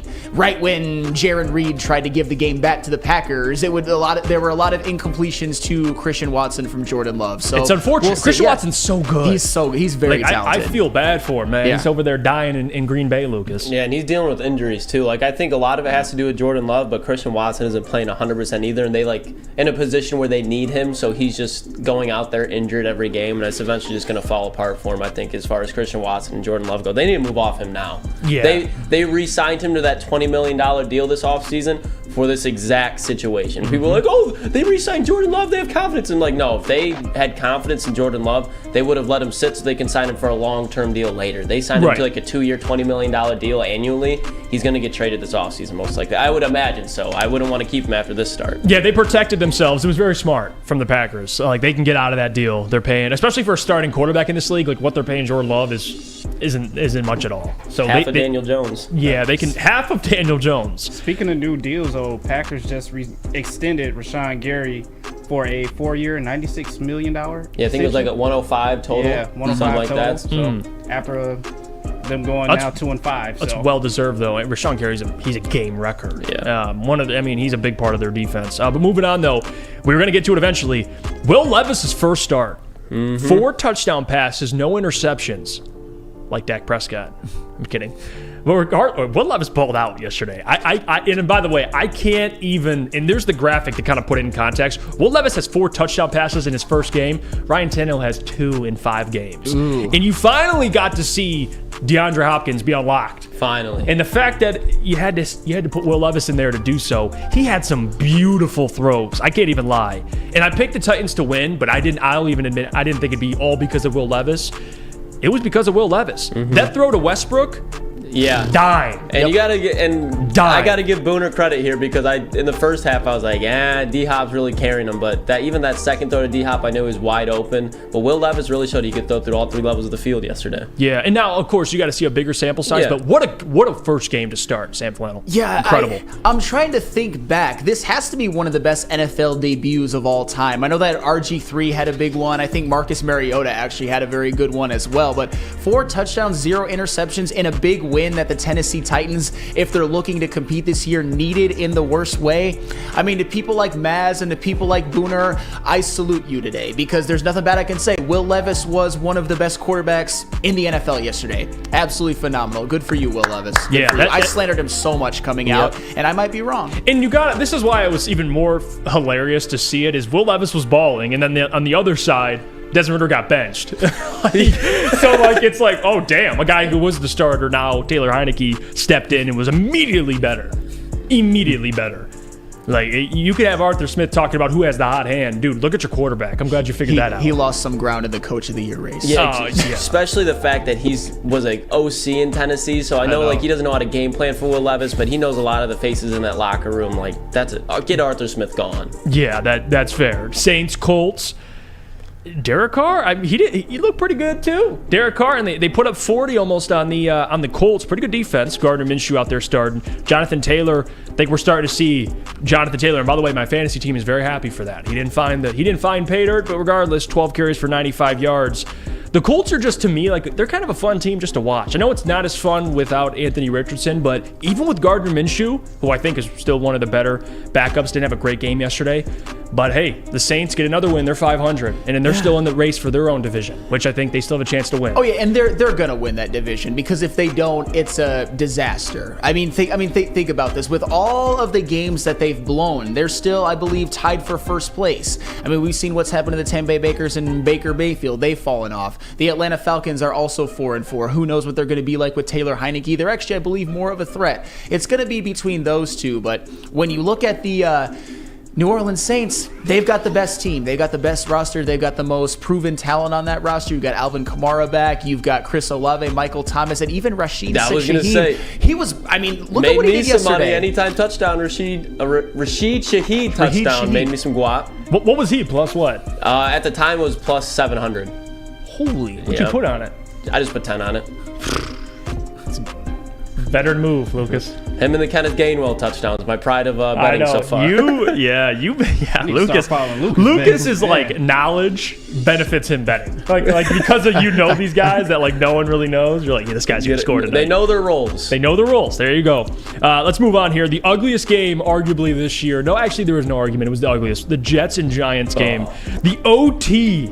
10-10 heading into OT. And yet Tommy DeVito with -1 passing yards and Tyrod Taylor with 8. They had 7 for the entire game. 7! And they almost won! If the Giants would have won that game, my head would have actually exploded. And by the way, can we talk about, again, and I know the Giants ended up losing, but they were way too close to winning, and they probably shouldn't have won. I mean, the Jets got to spot their own fucking ball, which was ridiculous, by the way. That was pretty bad. That was absolutely terrible. That means quarterback wins on their own is not a thing. So would Tommy DeVito would have had a good game yesterday if the Jets wouldn't have tied? Is that how this works? I think that's how this works, right? Would have played a good game. No, that was 7 yards as a team. Yep. They had -9 passing yards. By the way, they were in the negatives in passing. Shout out Saquon Barkley, by the way. He put that team on his back. And you know who else is actually quietly like balling out, even though me and you, Lucas, definitely buried him at the beginning of the year? Kayvon Thibodeau. Yeah. No, he's definitely having a good year. I would just love to see Hutch with Dexter Lawrence, and I think he puts up very similar numbers, if not more. Very fair. That's where it's just like, eh. And he also did have that offsides penalty, again, which comes down to discipline, which is the whole thing with Kayvon Thibodeau. That ended up costing him that game. So, and I'm not going to say that he didn't play great, but just I can already tell there's going to be people like on Twitters and shit that are taking victory laps about Kayvon Thibodeau. It's like, all right. That's fine. Take him. That's fine. Yeah. You have Kayvon Thibodeau. I'm happy with Aiden Hutchinson. Well, Hutch is playing well, too. He is. Now, the next game I want to bring up, too, really quickly, we'll go through a couple of these. Jags-Steelers. Jags, I was a little worried there at the beginning of the year. I'm confident in my pick. Their AFC Championship appearance this year. I don't know about Trevor Lawrence MVP. I don't know. We'll see how much ground he can get there. But the Jags are a real NFC team. Mm-hmm. They are. And I like them a lot. Wouldn't it be funny? Nobody would have thought this. The Jacksonville Jaguars, it looks like they're going to accomplish everything that we thought they were, at least regular season-wise. And if they get a home playoff game, I expect them to win.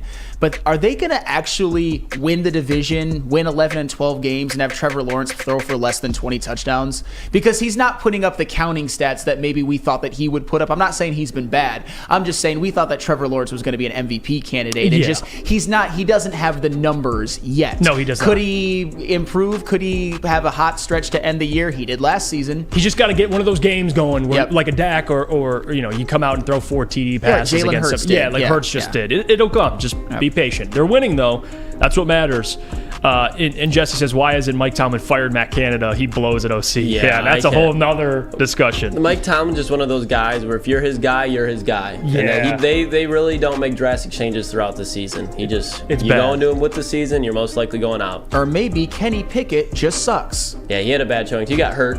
I know. Mitch Trubisky didn't look too much better. We don't want Kenny Pickett to get hurt, but yeah, Jags. I think they're a matchup. I think they're a matchup nightmare for some teams in the AFC. So can't wait for that. Moving on, Texans Panthers. Wow, hey, I picked the Panthers here. They came out with a victory. Good job, Jeff. Good job. They gotta win one. I said that. I said they gotta get one at home, and they did. Bryce Young looks pretty good. C.J. Stroud didn't throw a touchdown pass, but you know what? It was a good game. You got to see the first number 2 overall pick go at it. It was cool. Yeah. Even though it's an ugly game, 28 total points, but 2 rookie quarterbacks. No, I was rooting for the Texans, but shout out to Bryce Young, by the way. He outplayed C.J. Stroud. I know it's not as easy as like quarterback v. quarterback, but Bryce Young, I really liked him coming out of Alabama in a game like that against the Houston Texans defense, which wasn't as bad as we all thought.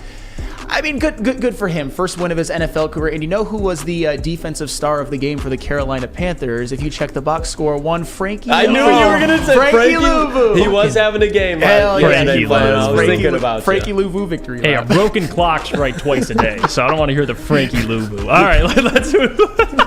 All right, I want to get to this game. We're going to go to break when we come back. I want to do just Chiefs with Sam. I think we need more than just a couple minutes with Sam for the whole Chief breakdown, so we'll do that in a couple minutes. But I want to get through these last 2 games here, just this last game. Bengals, 49ers. Bengals, they're back. And it's crazy because they started, 0-3? Yep.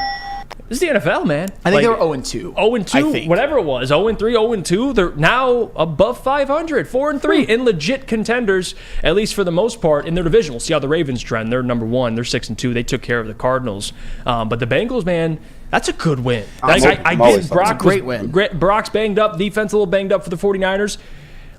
As soon as they got in the game, I think their first 8 plays were pass attempts, and he completed every single one of them. They weren't playing games, and Joe Burrow looked damn good. No, he looks like Joe Burrow of the last couple of years now. And that was one of the most impressive wins any team has had this year, because even though the Cincinnati Bengals, we all knew Joe Burrow was hurt at the beginning of the year, and we all I think suspected that they would eventually right the ship to an extent. If you fall to 3-4 in that division where the Baltimore Ravens keep winning and the Pittsburgh Steelers, although they're not good, have a record over 500, and the Cleveland Browns, you know how the Bengals always fare against the Browns, and the Browns have a good defense, you just never know. So I'm not going to say that the Bengals saved their season, but I think they saved their chance at competing for the division. Is that fair? That's fair. Yeah. At the 49ers, great win. I'll give the Bengals some credit. And the Bengals, they always usually, at least historically over the last couple of seasons with Joe Burrow, they usually rip through the Ravens. The Ravens secondary usually ever has an answer for Joe Burrow in that receiving That's core. fair. I see a comment here, and we'll get to this quickly before we go to break. Jake Bobo touchdown. Oh, yeah. Joe Westfall. Take your victory lap. Take your flowers, Lucas Klotz. Jake Bobo. UCLA. Yeah. The man, the myth, the legend. He can do it all. He has 2 receiving touchdowns. They're like, you know what? We're going to give it to him on the goal line. And a run. They did a little jet sweep, cut up. Another touchdown for Jake Bobo. He's having a better rookie season than Jackson Smith and Jigba. Say it, Flannel. He's having a better rookie season than Jackson Smith and Jigba. Yeah. You know what, JB? Cue the Undertaker music. This is Jake Bobo, man. It's that time. Jake Bobo, the villain the people didn't know they had. He's coming out. That guy is over here haunting opposing team secondaries, huh? He's that guy? I'm so happy he wasn't in the rotation against the Lions, man. Oh my God. I was so happy. Stop it. He's going to be, I'm telling you, that's going to be one of those serious? Pete Carroll, just folk heroes that they have around in Seattle forever. Jake Bobo. Jake Bobo? He's here. Yeah. He's officially here. He's going to be truly a good NFL wide receiver, I'm telling you. We're doing the RIP theme for opposing team. Whoever faces Seattle, they're secondary for Jake Bobo. RIP. He is just doing it all, that guy over there. And by the way, he's all right. Bring him home. Bring him home. Bring him home. Bring him home. All right, let's go to break, and when we come back, we'll get into the Kansas City Chiefs debacle, and we'll talk about them because Sam. Need the Undertaker music for them too. Yeah, don't worry. We're done. bringing it back. I'm sure We're they're bringing done. it back. And hey, listen, you had them as your number one team under Top 10 Tuesday, so we'll rehash that. We'll get your Will they thoughts. be there this week? Yes. But first, I got to tell you about Big Boy because. Speaking of big boy, Jake Bobo against those DBs, that's a grown-ass man. It is. You ain't stopping that. All right, let me tell you about Big Boy. Burgers and chicken sandwiches are taking over. Try the best cheeseburgers and new pretzel bacon cheeseburger. If you want chicken, they got that as well. Upgrade your regular fries with our chili cheese or loaded baked potato fries. If you save room for dessert as well, you can get their Reese's chocolate peanut butter thunder cake or satisfy your sweet tooth with Big Boy, their funnel cake fries. And then after you get a good meal in, you head over to Feldman Chevrolet because they got 18 locations and there's always a Feldman dealer near you. Since 1996, Feldman Automotive has been driven to provide a fast, convenient, and first car buying experience called the Feldman Advantage. Catch us at Feldman in Novi every other Monday to recap Lions games. Join Woodward Sports' own Jeff Iafrate along with special WSN guests for the most anticipated Lions season in decades. Filled with different surprises and expert analysis. You're not going to want to miss out. Go to our Woodward Sports YouTube channel on Sundays and tune in live from 9:30 to 11:30 a.m. At work and at home, we're there with smarter security solutions. Featuring complete automation with customized alerts and more. For over 90 years, we've been the company that's been counted on to protect what matters most, all with personalized service and care. Right now, for a limited time, receive a free video device plus free installation with a new home system. Guardian Alarm. We protect Michigan.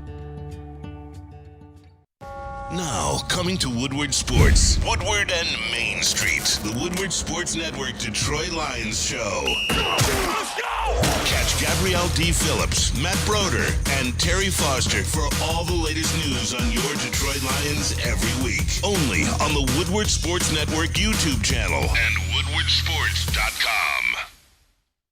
Let's talk about Outdoor Equipment Co., official equipment provider of Woodward Sports, Michigan-grown, family-owned, bad boy mowers, tractors, steel handhelds, and even weed whippers. Liberty trailers, Generac generators, Snow X plows, and salters. Outdoor Equipment Co. has it all. Buy it, rent it at 0% financing. Delivery to your doorstep. Visit their website at outdoorequipco.com. Check them out. Welcome back to the Morning Woodward Show here on the Woodward Sports Network. We appreciate you guys for joining the show. We're about 8 likes away from 150, so if you could do that for us, we'd much appreciate it. We just did our Undertaker theme, RIP, for whatever secondaries that Jake Bobo has had to go up against. 40 time. It's ridiculous. 499. 499? 499.40 for Jake Bobo. But hey, he's just... It don't matter. It don't matter. But guess what? You know what does matter? RIP the Chiefs. Oh, they're done now. This is the everyone's gathered around to speak some words on the Chiefs. It was nice. You know, it was cute what they were doing. And JB, you can cue that Undertaker music because I think it was a lot of fun. We'll look back and in about 5, 10, 15, 20 years, we'll say, remember those Chiefs? It's a lot of fun what they did, man. Wow. That was my childhood watching those Chiefs. Until Russell Wilson You guys are fun. looked at that secondary and dotted you up. Andy Reid looked at Sean Payton and got shook. Sean Payton coached circles around Andy Reid at home. You had Javonte Williams coming off an ACL injury, stared right at Chris Jones and said, "I'm getting 90 plus on you." Your comment, Sam Flannel. What do you think? Wow. So you know what's funny?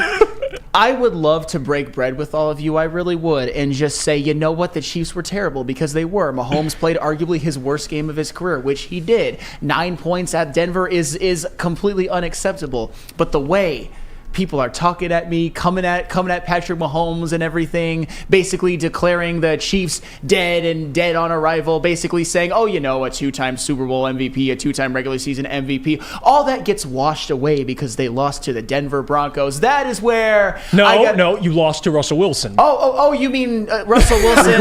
Russell Wilson, who has a touchdown to interception ratio of 16 to 4. No. Victory lap. And is going to the Hall of Fame when it's all said and done. A Sean Payton, who won a Super Bowl with New Orleans, who is also going to the Hall of Fame when it's all said and done. That's facts. Everybody, when they get their gold jacket, it's going to happen. I don't know if Russ is going in the Hall. Oh, stop it. Stop. I was about to say something really. Hey, after yesterday, Lucas, book it. He's in. 16 after whooping on your Chiefs. He's going to the Hall of Fame. Hall of Fame, Super Bowl champion, all that well and good. Because here's the thing. For all of you who just want to write the Chiefs off as dead and buried, and for the record, just so we have it on record, I want the Lions to win the Super Bowl. But if they don't, I like the Chiefs and I like Patrick Mahomes. Here, let's talk about this. Let's be adults about this. Let's be grown-ups. In 2020, the Super Bowl winning Tampa Bay Buccaneers with Tom Brady. You know what happened during the season? Tom Brady lost a game to Chicago Bears' Nick Foles. What a loser, right? And they also had a game in which they lost 38-3 to the Saints at home. Man, you can never come back from that. How about the 2018 New England Patriots with Tom Brady? They lost a game 26-10 at the Matt Patricia coached Detroit Lions. Who does that? How can you be considered the GOAT when you do that? And they also lost a game that year to Marcus Mariota. Well, hold on, Sam. Whoa, what a loser! Hold on, Sam. I have a myriads more of examples. Okay, go on. All right, 2014. Tom Brady threw for 1 touchdown and 2 interceptions, lost 41-14 at the Chiefs, and also lost a game that season to the Miami Dolphins version of Ryan Tannehill. What a fucking loser. Do you hear how ridiculous I sound? Do you hear how I sound? In 2003, in the opening game of the season in which the Patriots won the Super Bowl, they lost 31-0 at the Buffalo Bills. The Buffalo Bills at the time that were bad, and they also lost a game that season to the Washington at the time Redskins, who were quarterbacked by Patrick Ramsey. What a fucking loser. Flannel. What? Do you know what all those games don't have in common, though? What? They didn't hear this after.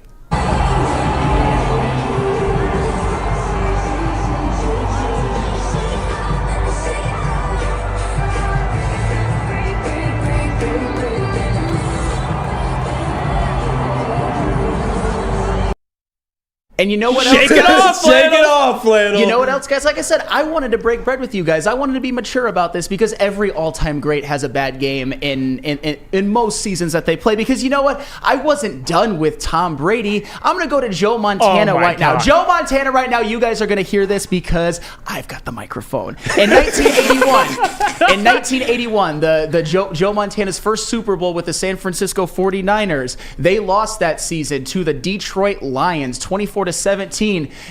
Joe Montana lost to Gary Danielson. What a fucking loser. In 1984, the San Francisco 49ers lost to the Pittsburgh Steelers, quarterbacked by Mark Malone. Nobody in here has heard of Mark Malone. Do you want me to tell you what Mark Malone did in his career? 23-30 as a starter with a touchdown to interception ratio of 60-81. Might Joe have beat Mahomes Montana, yesterday what still, though. a loser. In 1988, the San Francisco 49ers won another Super Bowl. Joe Montana had a game that season in which he led the San Francisco 49ers at home against the Raiders to 3 points, and the Raiders were quarterbacked by Steve Berline. Joe Montana, noted loser. And in 1989, because it happened in all 4 of Joe Montana's Super Bowls, the 49ers lost a game to the Packers that was quarterbacked by Don Majkowski, the Magic Man. What I am saying is, do you hear how ridiculous I sound? Hold on. Do you hear how ridiculous all of you guys sound? Burying this man after 1 game. Sam, 2-time Super Bowl MVP, 2-time regular season MVP. My God, okay. And you guys just want to throw him in the trash. Hold on. You guys are outside Joe Montana. What quarterback do you guys like? Because Patrick Mahomes has done more than any of your guys' favorite quarterbacks, unless it's Tom fucking Brady. Hold on. He's a bad toy. I don't want him anymore. Sam, you're bringing up 1 game examples, which, hey, that's fair. Okay. But the last 2 times they played the Broncos this season, they have 28 total points against the worst defense. Talk to me. What's going on? Okay, but the 1 game was a win. I get it. Yesterday was bad.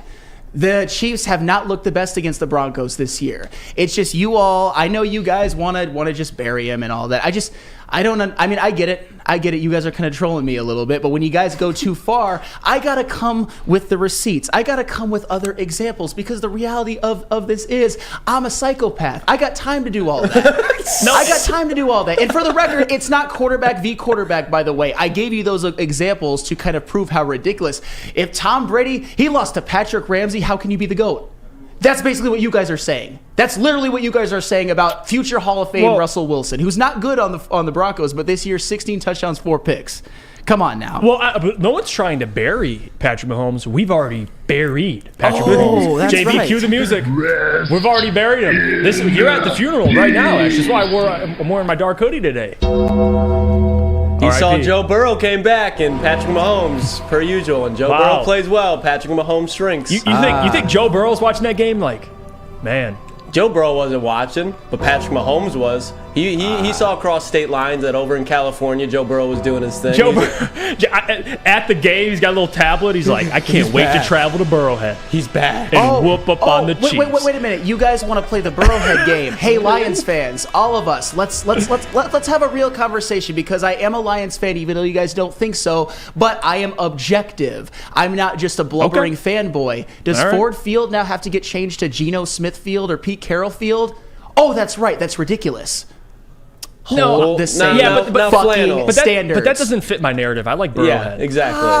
It doesn't sound the same. Geno Field, like that doesn't have a Burrowhead, Campbell head. Yeah, they all flow. All right, Geno Smith has dominated the Lions at Ford Field. So has Pete Carroll. And oh, by the way, did you guys just fall asleep during last year's AFC Championship game? Because you act like it never happened. All right. Did you guys just fall asleep? No, I just know the overall record. That's fine. And I also know that Joe Burrow will never get a Super Bowl ring, and Patrick Mahomes already has 2 Super Bowl MVPs. Keep that same energy. Okay. I will, and that's fine. I could be wrong. Let's head to break. When we come back, we'll chop it up with Kool-Aid about the Pistons home opener. We were there. All of us were, essentially. We'll get everyone's thoughts on the experience, what we saw, some of Kool-Aid's takeaways. He was in the press box, so he was over there. He was doing a great job, man. I saw Kool-Aid all in a suit. I mean, he was official. He was ready to go to business. He looked dapper. He did his thing. Very dapper. All right, let's go to break, though. When we come back, we'll talk about the Pistons first. Sam Flannel, could you do us all a favor? Tell us about Guardian Alarm. Of course. Guardian Alarm Chiefs could have used Guardian Alarm yesterday. Hey. So they got the Javonte Williams show. They could have used Guardian Alarm yesterday. They could have. Let Guardian Alarm offer you customized solutions from real experts. Our professional technicians take the time to recommend security and automation solutions specific to your needs. 24/7 professional monitoring. Call us anytime, day or night, and know that a Guardian team member will stay on the phone as long as needed. Technology backed by people. Your safety and security deserves technology that's been proven to work and people who have been proven to care. Call 1-800-STAY-OUT. That's 1-800-STAY-OUT. Guardian Alarm, your local security experts. Woodward Sports' own Tom Mazaway and Sam Stick Day will be hosting our Lions postgame show after every Lions game all season long. Tune into the Woodward Sports YouTube channel for his hot-off-the-press takes, game analysis, and Kool-Aid sipping celebrations. You won't want to miss it. Join Maz, Stick, and special guests each week immediately following every Lions game, exclusively on the WSN YouTube channel.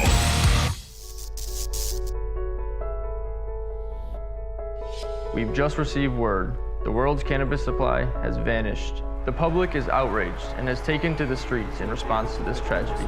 The individual responsible acted alone, and we can only hope they will make things right soon.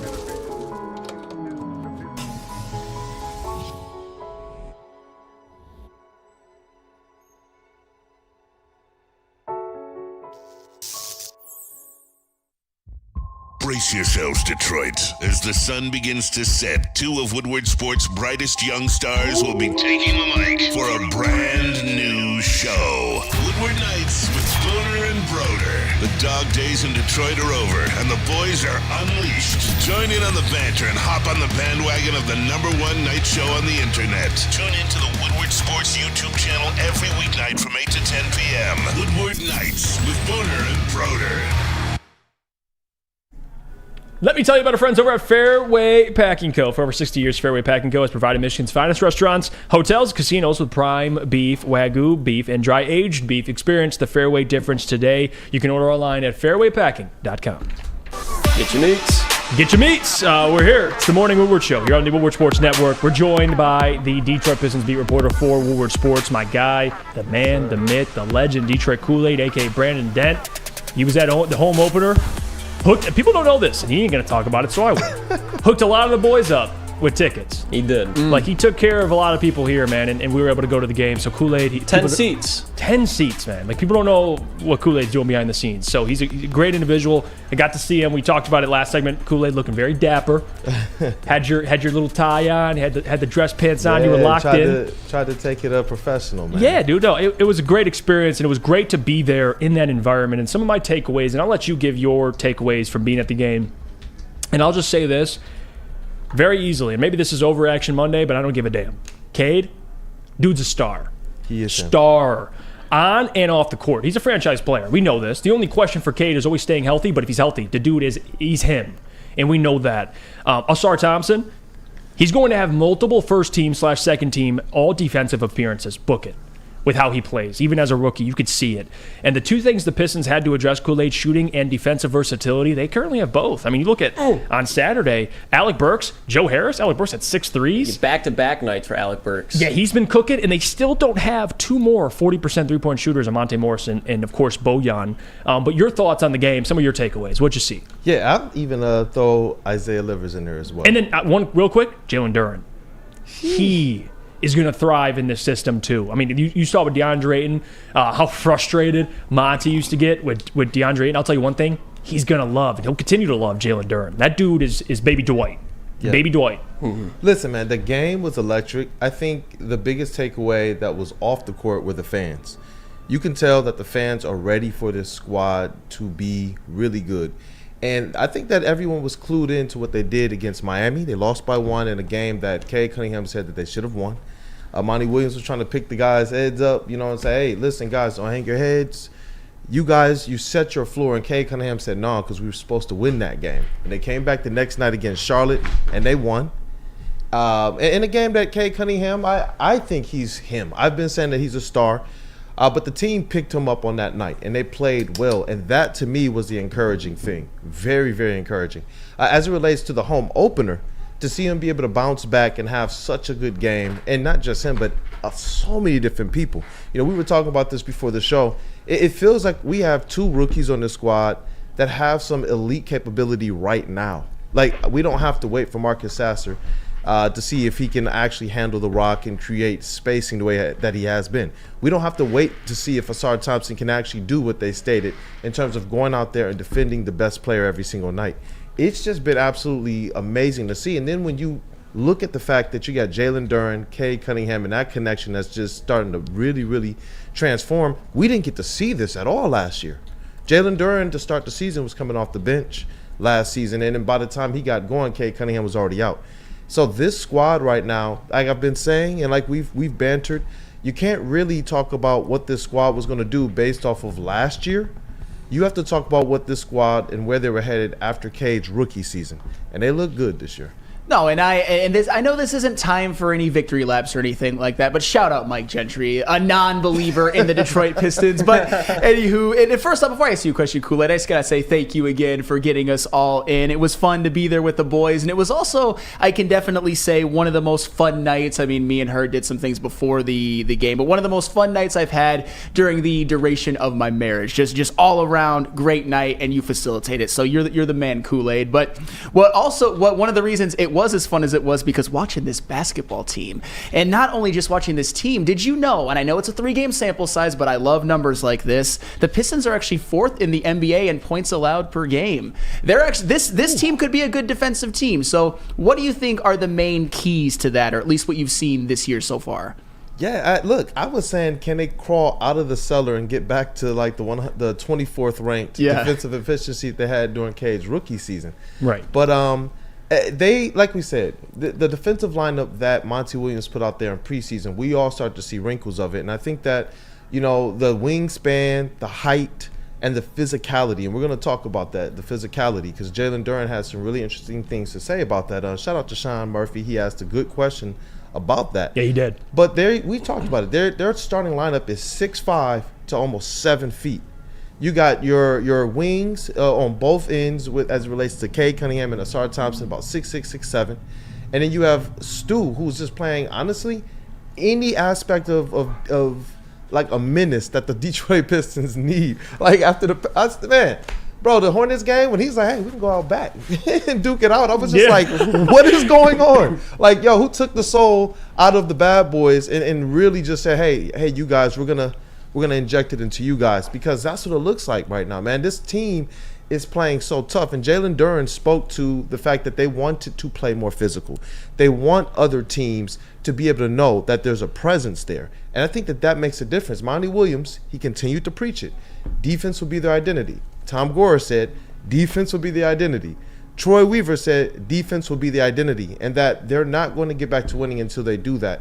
That's what's so awesome about the selection of Asar Thompson as well, is that he's come right in and he's putting up what looks to be like elite defensive, I'm not going to say potential, but play. Yeah, no doubt about it. And I know it's funny because Klotzy over there, listen, he's our ball knower on the show and on the network for the NFL and college football. He's just, love Klotzy. But one thing I've been trying to pull him in is in the Pistons basketball. And he got to, because he's already been a Pistons fan his whole life. But Lucas, you were there in the flesh. In the flesh. Home opener.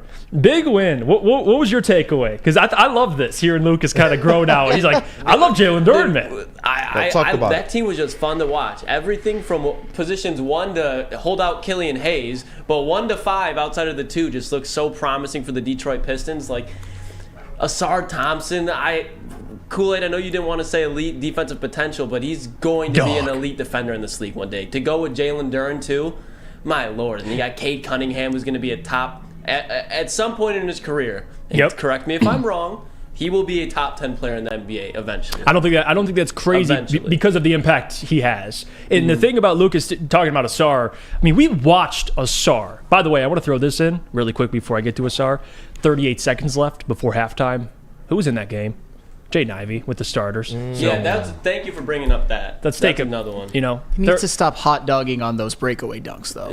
Well, that is fair. But to all the people, Jaden Ivey, right before halftime, you put your best guys in. Ivey was out there. So I just want to note that. But the other thing, Thompson, Asar, what he was doing at the end of that game, I watched him Kool-Aid in the fourth quarter. He's on Levine. And Levine, I don't even want to say anything negative. That dude was a bucket all night. And it was another thing you got to watch, too. But at the end, in the fourth quarter, Asar Thompson giving Zach LaVine problems in the fourth quarter. And then you saw him say, you know what, Zach LaVine, stay put. I'll be right back. I'm going to go get your boy. Locked up DeMar DeRozan on a couple of possessions. He was everywhere defensively, Kool-Aid. That's incredible. For a rookie, it's his third career game.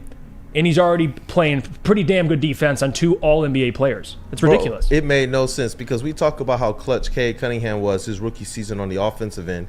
With 5 minutes left to go in the game, they started playing Asar Thompson on Zach LaVine, and it was masterful. I mean, from media section, it was just like, let me clue into what this guy is going to do down the stretch, because nobody could slow LaVine on this night. And sometimes guys get on those types of roles, and sometimes you don't cool them off when they're on those types of roles. But Asar Thompson, I put this in an article, man, he was playing so good defense, he was almost wearing his jersey, bro. He did not care about even like if they were going to call a ticky-tack foul or not. He was pressed up. He was in that man's grill, and he was like, you're not going anywhere. And even though this is wild to me. How was Asar Thompson only credited for 1 steal in that game? Down the stretch, it looked like he had several of them. I know that there were some plays where one of them, he swiped at the ball when Zach LaVine was going to try and do a sweep through, and it wound up bouncing off his knee, going out of bounds, Pistons basketball. Like Asar Thompson, I knew he was going to be decent, his rookie season, but I didn't know that he was going to be like really, really good already. 3 games into the season.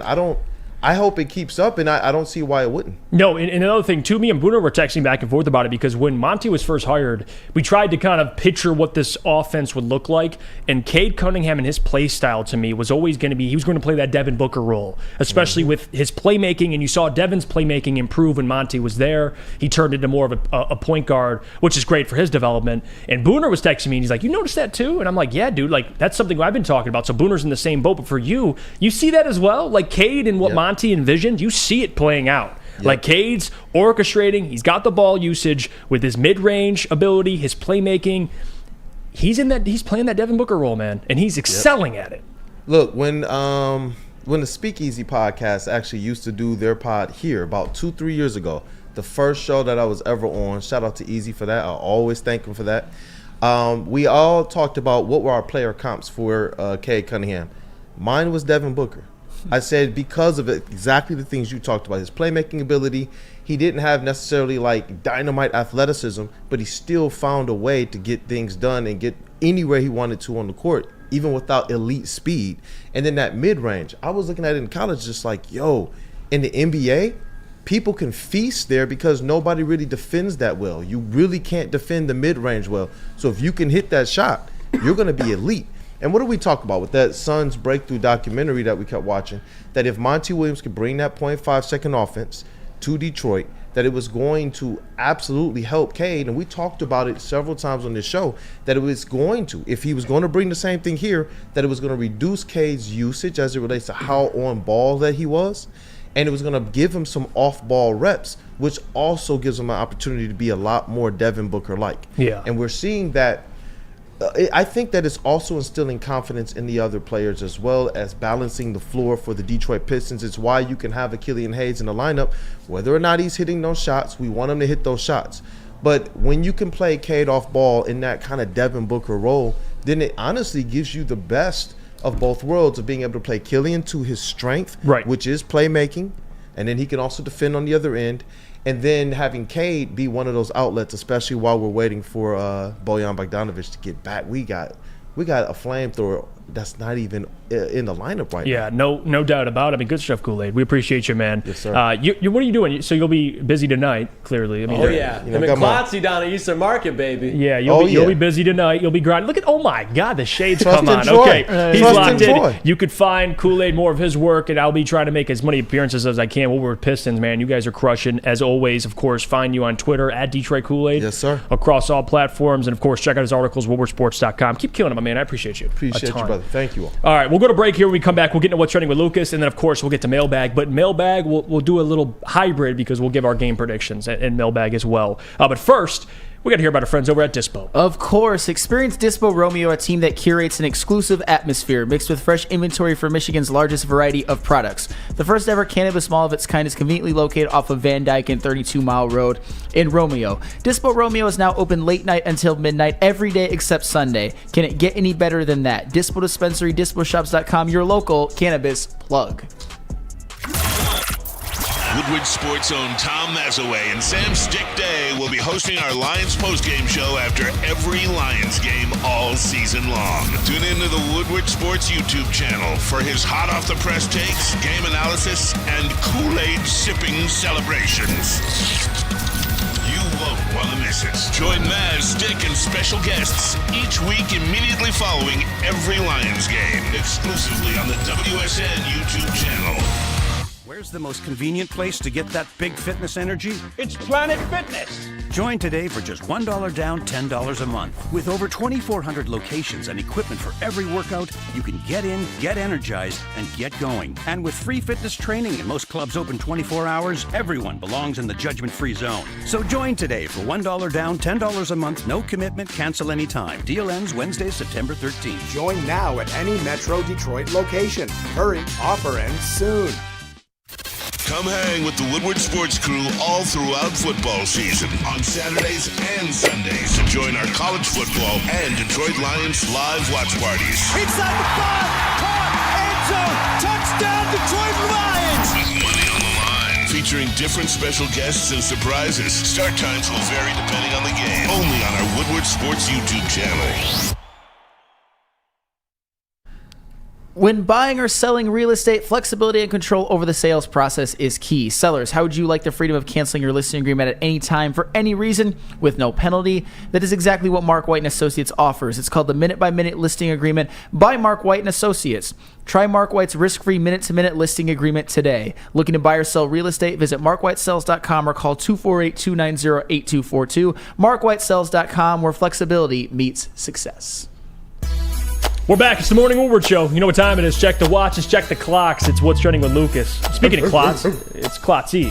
What do you got for us, Lucas? Oh, yeah, baby. So I'm going to start off with this because I've been thinking about this for the last 2 weeks, but this graphic right here, and this is off of just yesterday's performance, I believe. Oh, no. It's just the first. This is on the season long. So it shows the first-round rookie wide receivers, JSN, Quentin Johnson, but Zay Flowers, Jordan Addison. Yep. So you start with those 4. Then you start thinking you have Tank Dell. And you got Jake Bobo out in Seattle, who we love. Puka Nacua, another rookie wide receiver. Do you think this is one of the best rookie wide receiver? Josh Downs in Indianapolis. Do you think this is one of the best rookie wide receiver classes we've seen in the last couple of years? I think so. And that's also because of a lot of different things. A lot of it depends on where they're going, and they're thriving where they're at. But the other part of it, man, is there's a lot of talent coming out of last year. A lot of receivers. I mean, even Jackson Smith-Njigba, although he's had a slow start, I still think he could be a fantastic player. We'll see how, when Lockett gets older and eventually he takes over. I still think JSN can be really good. The one I am surprised about, though, is Quentin Johnston.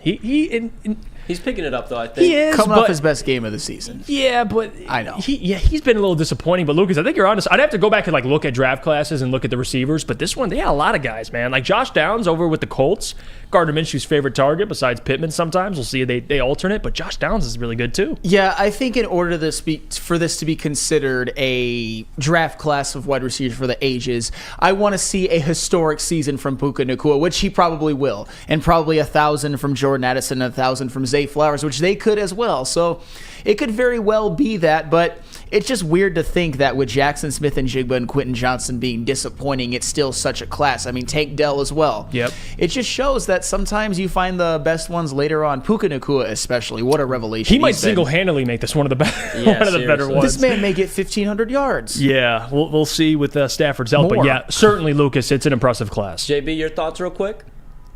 It's a very impressive class. I'll give it that, but damn, Jake Bobo. We didn't even mention Jake Bobo. Okay. All right, Lucas. Let's. You mention all these guys, then you mention Jake Bobo, and I did a little bit. He's not having a better year than Jackson Smith-Njigba. I might have been a little bit too quick on the trigger. So. Last couple of weeks, yeah, it's been. Yeah. But something we already kind of talked about. Speaking of receivers, Amon-Ra St. Brown dealing with that illness. It says that he is questionable for tonight. Do we think he plays tonight, fellas? Amon-Ra St. Brown, the sun god, Mr. Reliable. One, do they need him to play? And two, do you think he will? I mean, need is a little extra. I think they can beat the Raiders without him, but that's not saying, but they need him. Obviously, you need your number one wide receiver week to week. And I think something about it's prime time, coming off what happened last week. I think St. Brown wants to play, and I think he will play. Yeah. This is a big game. It's prime time. This isn't some pushover. So yes, I believe he will play. If we're talking, same with Frank Ragnow. Yeah, if we're talking about do the Lions need Amon-Ra St. Brown to win, I don't think so because I think their defense will carry them. More on that in the next segment. But it would really not be ideal for Amon-Ra St. Brown to be missing his second game out of 8. I'll tell you what, if he doesn't play. And this may sound harsh, and it doesn't matter in the grand scheme of things. I think he can kiss All-Pro goodbye. Yeah. But that's okay. I mean, it's fine. It's fine. It is what it is. It's injuries. Yeah. But it is what it is. He's still on track to have a great year, so we'll see with that. Having Amon-Ra St. Brown is not an excuse to lose. It may be an excuse for your offense to look shakier, but not an excuse to lose to these Raiders. That's fair. I agree. JB, your thoughts? I believe Amon-Ra plays just because of everything that's going around tonight's game. As you said, it's prime time. They're honoring Lomas Brown. All the Lions want to put on a good performance. So I think he plays, but if this game does get out of hand and the Lions have outscored the Raiders by a ton, you could honestly see him getting benched as early as halftime or as late as the end of the third quarter. I didn't see this. Ragnow is doubtful now. Ooh. I did not know that. I thought he was questionable. If he's doubtful, then that's scary. It's big, but that's why we got Glasgow. Yep, he's played center before. And the interior of the Ravens' defensive line is not strong. No, that is fair. not. So if Ragnow is actually dealing with a serious calf injury, yeah, he should sit because you could worsen that. Especially with the bye week next week. Yeah, yeah. So correction there. I thought he was questionable, but doubtful, then yeah. St. Brown, questionable with an illness, he'll play. Yeah, I think so. I think so too. But we kind of talked about, I'm going to play these back to, or actually, no, we're not going to play these videos. I'm going to take a little Lucas special here. Okay. Breaking news. Well, it's not breaking, but it is reported. Jalen Carter suffered a back injury in the team's win against Commanders and will need an MRI to determine the severity. So I'm not happy that Jalen Carter is hurt. But my thing is just all the Lions should have took Jalen Carter, blah blah blah. And I said no, they don't need him. Do you think Jalen Carter is going to be out for a long time? And if he is, because it is a back injury. Lions fan know damn well with Levi that back injuries when it comes to defensive linemen, they can hold him out and have an actual impact on him. So if he misses a lot of time, especially with the Eagles' gauntlet of a schedule they have coming up, what does that mean for Philadelphia? Well, it's not good. I'll tell you that. Jalen Carter's a hell of a player. But the thing is about the Eagles is that secondary, even with Kevin Byard, I still think it's still questionable. And if you don't have your strength of your team fully healthy, which is their defensive line, which by default benefits their secondary, then that's a problem. I mean, Jordan Davis is really good. But you know what helps Jordan Davis? When you got another guy next to him who's really good. Yeah. So it's going to hurt the Eagles, definitely, I think. Yeah, I mean, we'll see what the severity is. With back injuries, though, that's definitely scary. But I'll tell you what, if Jalen Carter is out for an extended period of time, that gauntlet, that might be, the Eagles might be staring at 3-3. That's why I was smiling. Yeah. Well, I'm not happy that Jalen Carter's hurt because I know Easy's like, he was so happy to say it. Now, what is making me not happy about it, but you just hear all about the Jahmyr Gibbs slander about how he's been hurt already, but then you have Bijan Robinson hurt, Jalen Carter hurt, and those are the two guys that people are like, oh, the Lions should have took them instead. And it's like, oh, wow, injuries just happen around the NFL. What do you know about that? And he's a crucial player for the Eagles who are in front of the Lions. So not smiling because Jalen Carter's hurt, but I'm just happy at the situation, the fact that the Lions are in a much more pivotal spot. It's like the Kirk Cousins stuff. Like, do you want to see him tear his Achilles? No, never. You don't want to see anybody have an injury at all. But benefits the Lions. You can't deny that. It does. Absolutely. So it's fair, Lucas. Yeah, the Lions were looking at the Vikings maybe being a small threat with Kirk Cousins. Not like I don't think a serious threat, but you're right. They're the only team in the NFC North that could even get close. Right, but without him, they're a 6-win football team at most. See you later, Jaron Hall. Yep. Well, that'll be all, fellas. Get into some mailbags so we can get some of the people's questions real quick. All right, let's do it. We'll go to break. We'll come back. We'll get to our score predictions, and then we'll get to a little bit of mailbag. We'll go a couple minutes over because I know with Woodward and Maine, it's a little bit of a late start, so we'll go over 10 o'clock. But first, Jeff right there. We got to hear about our friends from Lady Jane's. Oh, absolutely. Lady Jane's, where I got my A-plus haircut this weekend, actually, leading up to the Pistons game, was looking all fresh. Shout out to JC. She did a great job. Come to Lady Jane's Haircuts for Men for an award-winning haircut experience. Register to win a trip of your dreams and all expenses paid. An all-expenses paid suite for the 2024 NCAA tournament. That's right, no expense spared for you and 5 of your best buds. Lady Jane's Haircuts for Men, open 7 days a week. Walk in anytime. It's wicked awesome. All right, let's talk about Les Stanford for a second. What happens when you run a great business for over 50 years, 50 years? You expand and offer more products to more people. That's exactly what Les Stanford has been doing by adding Les Stanford Buick GMC, the same great service that customers have come to know and trust. On Woodward Avenue, just south of 9 Mile, check out Les Stanford in Dearborn today. Find the brand you want at lesstanford.com. Come hang with the Woodward Sports Crew all throughout football season on Saturdays and Sundays. Join our college football and Detroit Lions live watch parties. Inside the 5, caught, end zone, touchdown, Detroit Lions! With money on the line, featuring different special guests and surprises. Start times will vary depending on the game. Only on our Woodward Sports YouTube channel.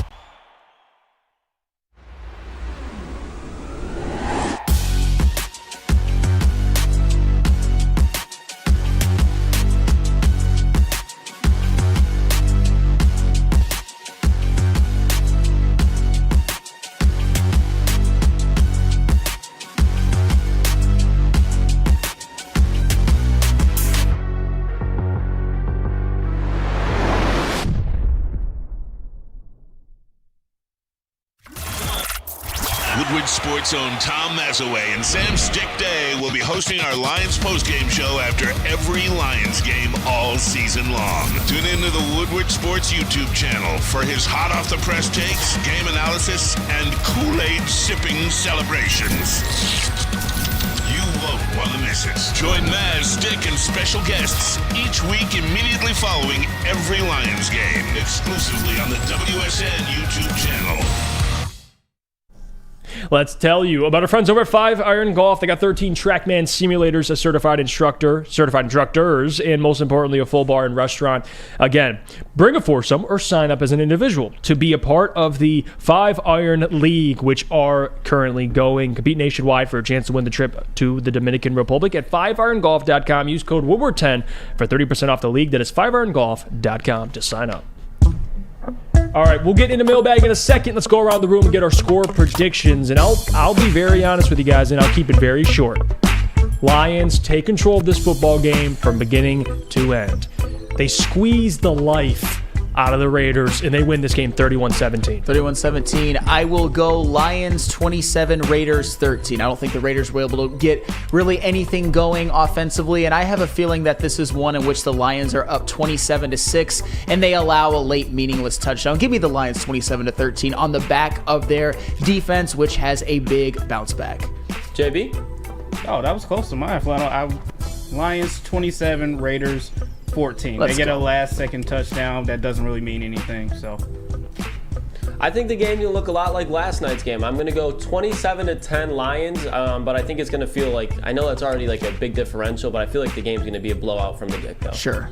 Yeah. Wait, what was your score, Lucas? 27-10. Okay, I'm just writing them down so we can revisit. We can talk about this on tomorrow. All right. Let's get to some questions here. Herman asked Mailbag, does Aiden still get 10 to 12 sacks this season? Yeah. Yes, I do. Mm-hmm. I think at the minimum he'll get double-digit sacks, in my opinion. And he could still get 15. I'm not going to... I feel less confident in that, but he will have a, at worst, Pro Bowl level season with at least 10. At worst. Trippy Gypsy says, it's my birthday. All I want is a Lions 50-10 win. Well, happy birthday, Trippy. Happy birthday. Hopefully they can put a 50 burger on him. That's all I hope for. Easy says, Mailbag, can I talk my ish again? Can I get an apology for the Ivy abuse?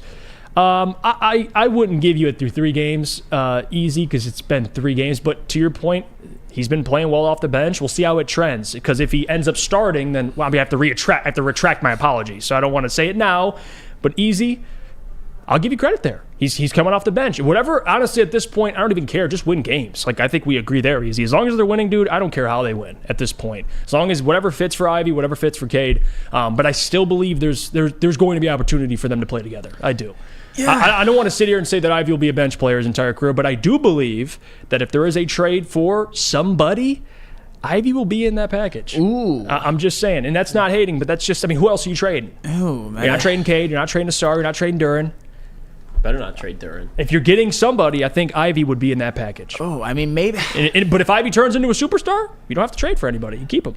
I'm just saying. Yeah, not to pat Easy on the back too much, but I don't know if I see superstar out of Jaden Ivey, but he could be valuable. I mean, I even asked Kool-Aid before the year, could he compete for 6th man of the year? Do I think he's going to win it? No, but he's just got to be valuable coming off the bench. And I know Easy sometimes gets a hard time, so he just wants to have a victory lap. You know what? I will allow that. I will actually allow that because me and Easy are kindred spirits. Yeah. I get a hard time too. Yeah, that's my guy. But like I said, though, do I believe he will start? Yes. So that's where I'm. Like, I'll give you your flowers, Easy, but I think he'll start if he's not traded, which we'll see about that. But let's get to one more question, and we'll get out of here. Cody Reed, Mailbag, with Cousins going down, do the Lions drop any games against the division now? I don't think so, Cody. No. They have 5 games in the division left? They'll win all 5 of these. I think you should still be, like, I'm not saying it's going to happen, but just at Chicago, just maybe be a little worried for that one. But again, like, after watching how this Lions team has played outside of Baltimore, like, it really doesn't give you that much concern. But I just still think, like, late in the season at Chicago could be one where they kind of sleep in there and then Chicago could run all over you. But I don't think it's going to happen, but still potential. All right, let's get out of here. It's past 10. Unless I found one more question here that I can bring up.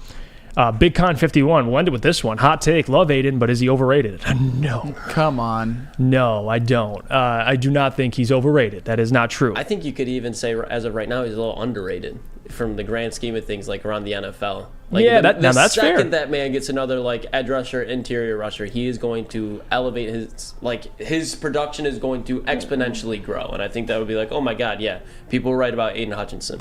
Easy says Jeff hanging on for dear life, and I just have an opinion. I'm allowed to have that. I think he'll start. So if that's what you want to classify as hanging on for dear life, then that's fine. Just my opinion.